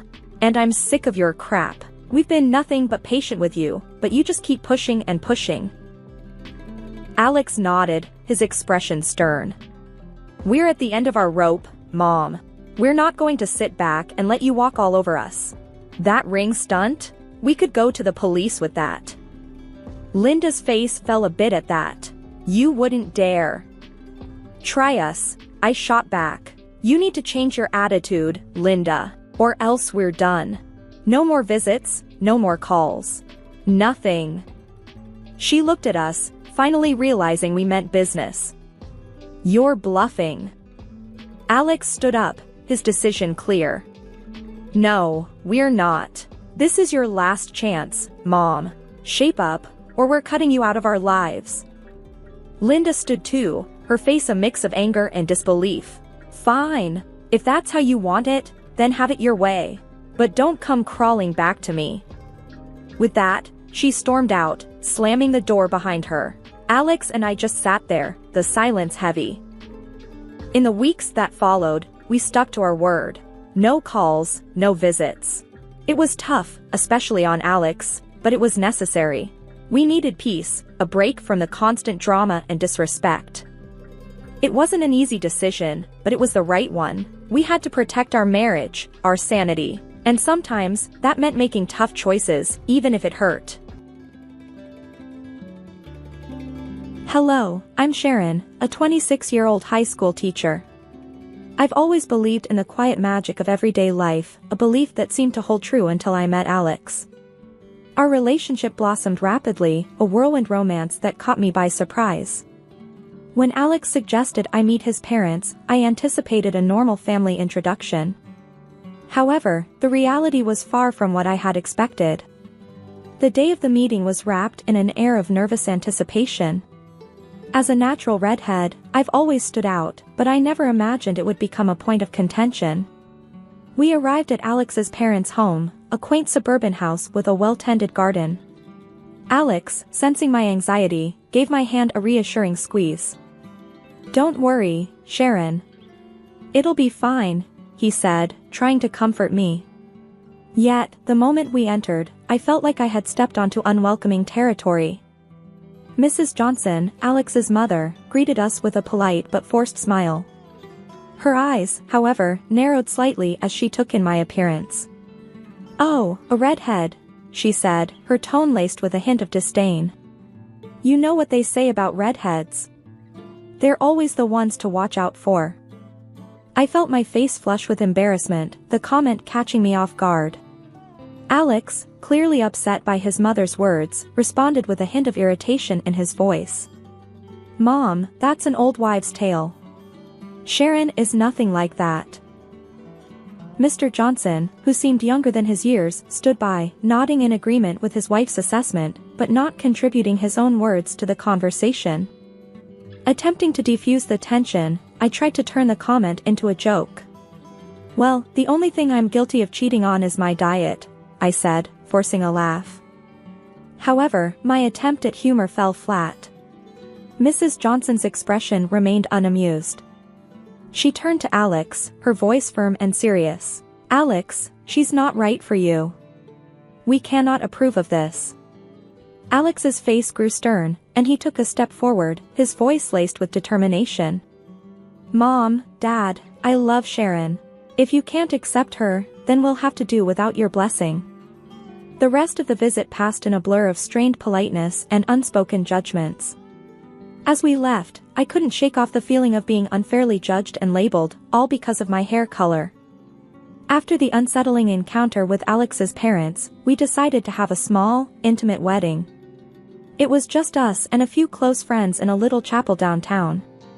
The absence of Alex's family hung in the air, but we were determined to make the best of our day. On the morning of our wedding, as I was getting ready, my best friend and maid of honor, Sarah, tried to lighten the mood. "Sharon, you look stunning. Alex won't know what hit him," she said with a wink, helping me with the final touches. I smiled, grateful for her support. "Thanks, Sarah. I just wish Alex's parents could see past, well, my hair." Sarah frowned. "Forget about them, Sharon. Today's about you and Alex. It's your love that matters, not their approval." The ceremony was simple yet beautiful. As I walked down the aisle, I saw Alex waiting for me, his eyes brimming with love and emotion. In that moment, all my worries faded away. Alex whispered as I reached him, "You're the most beautiful thing I've ever seen, Sharon." During the vows, Alex held my hands tightly. "Sharon, I may not have my parents here today, but standing with you, I know I have everything I need. You're my family now," he said, his voice cracking with emotion. I replied, my own voice filled with emotion, "Alex, I promise to stand by you, through challenges and joys. Your heart is my home." After the ceremony, our little group celebrated at a local restaurant. The laughter and joy around us were a stark contrast to the rejection we'd faced. Yet, in that small, cozy setting, I felt a sense of peace and belonging. As we cut the cake, Alex said jokingly, "Well, I guess this makes us official partners in crime now, right? Partners against the world?" I laughed, feeling a surge of happiness and love. "Absolutely, partners against the world." That night, as we returned home, Alex held me close. Sharon, I know today wasn't what we initially dreamed of. But having you by my side makes it perfect. I nestled into his embrace, feeling a sense of completeness. Our quiet wedding, though not grand, was a profound declaration of our love and commitment, a testament to our strength together, despite the odds. After the wedding, Alex and I hoped things would settle down, but the dinners at his parents' house only grew more tense. Each visit was like walking on eggshells, with his mother's thinly veiled comments and the forced politeness of his father. One evening, we were sitting around the dinner table with Mr. and Mrs. Johnson and a couple of their friends. The conversation inevitably turned to gossip, and Mrs. Johnson's friend, Mrs. Blake, started a story about a neighbor. And would you believe it? Caught red-handed, cheating with the gardener. And she was a redhead too, Mrs. Blake exclaimed, casting a sly glance my way. I felt my face heat up. Trying to remain composed, I said, well, hair color hardly determines someone's character. Mrs. Johnson chimed in, oh, but you know how it is with stereotypes.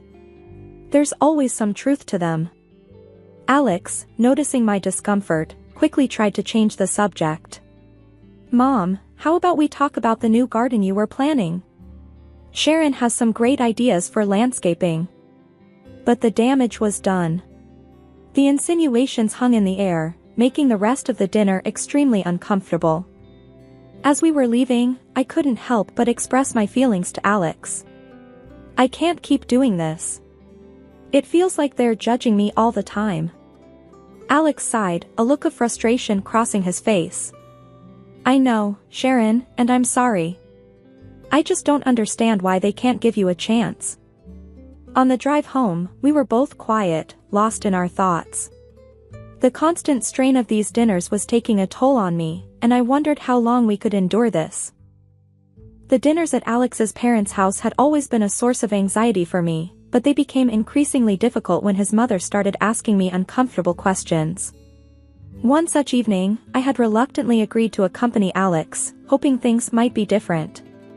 But as we sat down for dinner, Mrs. Johnson's intrusive questioning began. So, Sharon, tell me about your work. How many male teachers are there at your school? Mrs. Johnson asked, her tone casual but her eyes sharp. I was taken aback by the directness of her question. There are a few, but I haven't really counted. Why do you ask? Mrs. Johnson leaned forward, her voice laced with insinuation. Just curious. Any of them particularly handsome? I could feel my face flush with discomfort. I really don't think of my colleagues that way, I replied, trying to keep my voice even.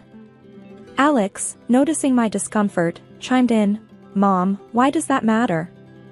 Sharon's committed to me, and that's all there is to it. Mrs. Johnson waved her hand dismissively. I'm just making conversation, dear. No need to get defensive. The dinner continued in this vein, with Mrs. Johnson probing and me trying to deflect her questions. It was clear she was insinuating something about my fidelity, which was both insulting and baseless. On our drive home, I expressed my feelings to Alex. I can't believe your mom. Her questions tonight were completely out of line. I felt like I was being interrogated. Alex sighed, his hand tightening on the steering wheel. I know, Sharon, it's ridiculous. I don't understand why she's acting like this. That's it, Alex. I don't think I can go back there. It's too much for me, I said, the decision weighing heavily on me but feeling necessary for my own peace of mind. Alex was silent for a moment before responding, I get it, Sharon. And I'm sorry. It's not fair to you. I'll talk to them about it. From then on, I stopped attending the dinners. Alex would go alone, and each time he left, I felt a mix of relief and sadness. Relief that I didn't have to face the awkwardness, and sadness at the rift growing within his family because of me. It had been several weeks since I decided to step away from the uncomfortable dinners at Alex's parents' house. This decision, though made to preserve my sanity, led to a series of unsettling revelations that Alex brought home from his solo visits. Each account seemed more incredulous than the last, leaving us in a state of constant bewilderment and frustration. One such evening, as we curled up on our sofa, the comforting warmth of our home contrasted sharply with the cold tension Alex had carried back. He seemed particularly distressed, his normally calm demeanor replaced by a look of utter disbelief. "Sharon, I'm not sure how to even start explaining what happened tonight," Alex said, his voice heavy with unease. "What happened?" "You look really upset, Alex," I replied, my heart starting to race with worry. He took a deep breath, choosing his words carefully. "You know I've been going to these dinners alone, right? Well, tonight, Mom took it to another level. She had invited several young women over. It wasn't just a friendly gathering, Sharon. It felt like she was setting up dates for me, as if I wasn't already married." I felt a mix of shock and disbelief wash over me. Setting up dates? But why would she do that? Does she not realize we're married and committed to each other? I tried to make sense of it all, Alex continued, his frustration growing. I asked her outright why she was doing this. Her response was simply that she wanted me to keep my options open. As if our marriage was just a temporary arrangement. Options open? I echoed, incredulous. That's absurd, Alex. We took vows. This isn't some casual fling that she can just dismiss. Alex nodded, his hands clenched in frustration. Exactly. I told her that I'm committed to you, that you're my wife and I love you. But she just seemed to brush it off, as if our marriage was some sort of juvenile phase. The conversation left us both reeling. The next morning, as I recounted the incident to my friend Sarah over a cup of coffee, her reaction mirrored my own. "That's outrageous, Sharon. How can his mother blatantly disrespect your marriage like that? It's almost like she's trying to sabotage it," Sarah exclaimed, her eyes wide with shock. "I don't know, but I can't keep dealing with this. It's like she's living in denial," I replied, feeling drained just thinking about it. Alex and I agreed that we needed to create some distance from his parents. This decision, though difficult, was necessary to protect our marriage from the constant undermining and disrespect. However, the following weeks, though void of direct confrontation, carried an undercurrent of unease and tension. As the days passed, I found myself constantly reflecting on Mrs. Johnson's actions. Her blatant attempts to set Alex up with other women, right under our noses, were a direct attack on our relationship. I wondered what we had done to deserve this treatment. Why was she so intent on destroying our happiness? Alex, too, was deeply troubled. "I just don't understand her, Sharon. Why can't she see how happy we are together? Why can't she accept our marriage?" The distance we created from Alex's parents brought a temporary peace, but that calm was shattered one ordinary school day. I was in the teacher's lounge when Mr. Davis, the school principal, approached me with a concerned expression. "Sharon, can I have a word with you in my office?" he asked in a tone that immediately set me on edge. "Of course, Mr. Davis," I replied, my mind racing with possibilities. In his office, Mr. Davis closed the door and gestured for me to sit. "Sharon, I had a rather unusual visitor today," he began, his brows furrowed in disapproval. My heart sank. "Who was it?" "Your mother-in-law, Mrs. Johnson," he said. "She was asking some very personal questions about you, your behavior at school, and your interactions with male colleagues." I was stunned into silence. The idea that Mrs. Johnson would go to such lengths was beyond belief. "What did you tell her?" I managed to ask, my voice barely above a whisper. "I told her that your personal life is none of our business as long as it doesn't affect your professional conduct, which, by the way, has always been exemplary," Mr. Davis replied firmly. "But Sharon, I must say, this is highly inappropriate and concerning." Gathering my thoughts, I replied, "I'm so sorry, Mr. Davis. I had no idea she would do something like this. I assure you, there's nothing untoward in my conduct at school." "I know that, Sharon. I just thought you should be aware," he said, offering a sympathetic look. As I left his office, a mixture of embarrassment and anger washed over me. The fact that Mrs. Johnson had the audacity to come to my workplace and question my integrity was outrageous. That evening, I recounted the incident to Alex, who listened in shocked silence. "I can't believe she did that. Going to your school? Questioning your professionalism? This is going too far, Sharon," he said, his voice laced with anger. "I don't know what she's trying to achieve," I said, feeling a mix of frustration and helplessness. "But this is a violation of my privacy and my professional life." Alex reached for my hand, his grip firm. "We need to confront her, Sharon. This can't go on. She's crossing every line imaginable." The next day, I called Mrs. Johnson, my hands trembling with a mix of nervousness and anger. The phone rang, and when she answered, I took a deep breath. "Mrs. Johnson, I need to talk to you about your visit to my school," I said, trying to keep my voice steady. "Oh, Sharon, I was just looking out for my son's best interests," she replied, her tone dismissive. "Looking out for Alex by questioning my character at my workplace? That's completely unacceptable, Mrs. Johnson," I retorted, my frustration boiling over. "Well, I just needed to make sure that everything was appropriate," she said, her voice cold. "Your actions were inappropriate, and I won't tolerate this kind of invasion into my personal and professional life," I said firmly, drawing a line. Months had passed since the school incident with Mrs. Johnson, and Alex and I had begun to find some semblance of normalcy in our lives again. That fragile peace was shattered one evening when Mrs. Johnson unexpectedly appeared at our doorstep, her face twisted into a triumphant smirk. "I knew it. I have proof, Sharon," she exclaimed as soon as I opened the door, not even waiting for an invitation to enter. Alex, hearing the commotion, came to the living room. "Mom, what are you talking about? What proof?" Mrs. Johnson, brandishing a laptop like a weapon, declared, "I hired a private detective. I have photos and videos of Sharon. She's been unfaithful, Alex." I felt my heart drop, confusion and disbelief swirling within me. "That's ridiculous. I've never been unfaithful," I protested, my voice firm despite the shock. Ignoring my protest, Mrs. Johnson opened her laptop, revealing a series of photos of me sitting in a cafe with a man sporting bright red hair. "Look at these, Alex. See for yourself." Alex and I leaned in to look at the photos.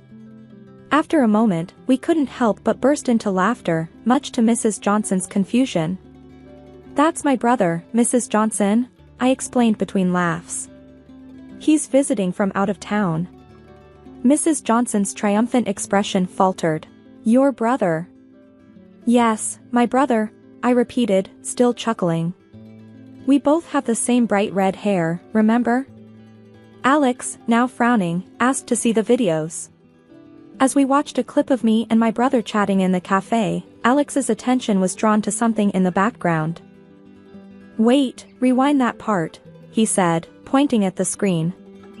We all watched as, in the background of the video, an older man and a younger woman were sitting at a nearby table, engaged in a rather intimate moment. The realization hit us all at once. "That's Dad?" Alex muttered in disbelief.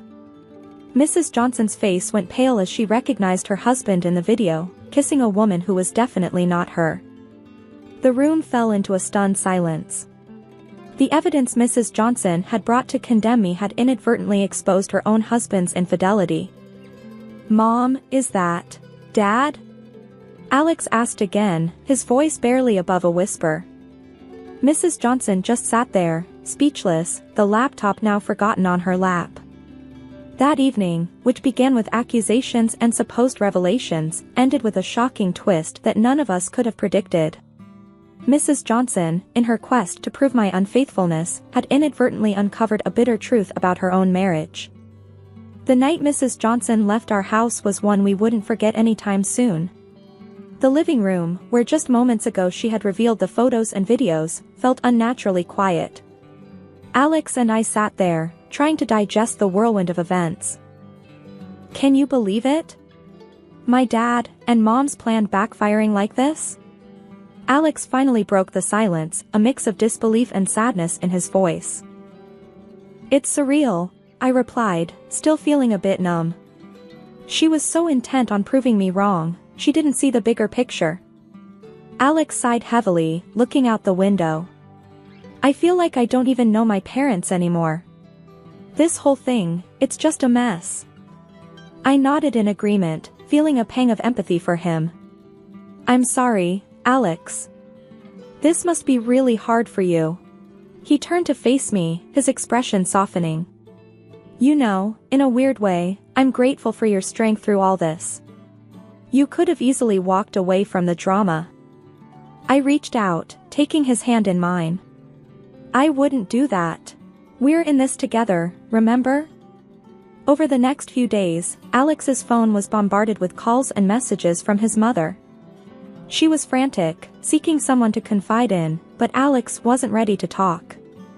He needed time to process the betrayal and the unraveling of his family. One evening, as we were prepping dinner, Alex brought up the subject again. "I spoke to Dad today," he said, chopping vegetables a bit more forcefully than necessary. "And, how did that go?" I asked, curious yet apprehensive. "He admitted everything. Said it had been going on for a while. He's moving out, and they're talking about divorce." Alex's voice was flat, almost detached. "That's tough, Alex. I'm sorry you have to go through all this." I reached out to squeeze his arm. He shrugged, a sad smile on his face. "It's weird. I'm angry, but also relieved that the truth is out. No more secrets and lies." As the days turned into weeks, the reality of his parents' impending divorce began to sink in. We had many long conversations about trust, honesty, and the complexities of relationships. One night, curled up on the couch, Alex shared his thoughts. "You know, Sharon, all this with my parents, it's made me realize how important honesty is. And how much I value what we have." I leaned against him, feeling a sense of solidarity. "I agree. It's been a roller coaster, but it's also shown us how strong we can be together." "Exactly. We've weathered this storm as a team. It's not been easy, but I feel like we can handle anything now," Alex said, a note of determination in his voice. In the weeks that followed, we saw less of Mrs. Johnson. The revelation of her husband's affair and the subsequent fallout had taken its toll on her. Despite everything, I couldn't help but feel a twinge of sympathy for her. But still I couldn't forgive her.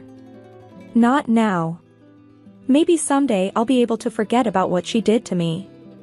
Today, I am completely passionate about my husband, and we are expecting a baby soon. And who knows, he'll probably be as red-haired as me.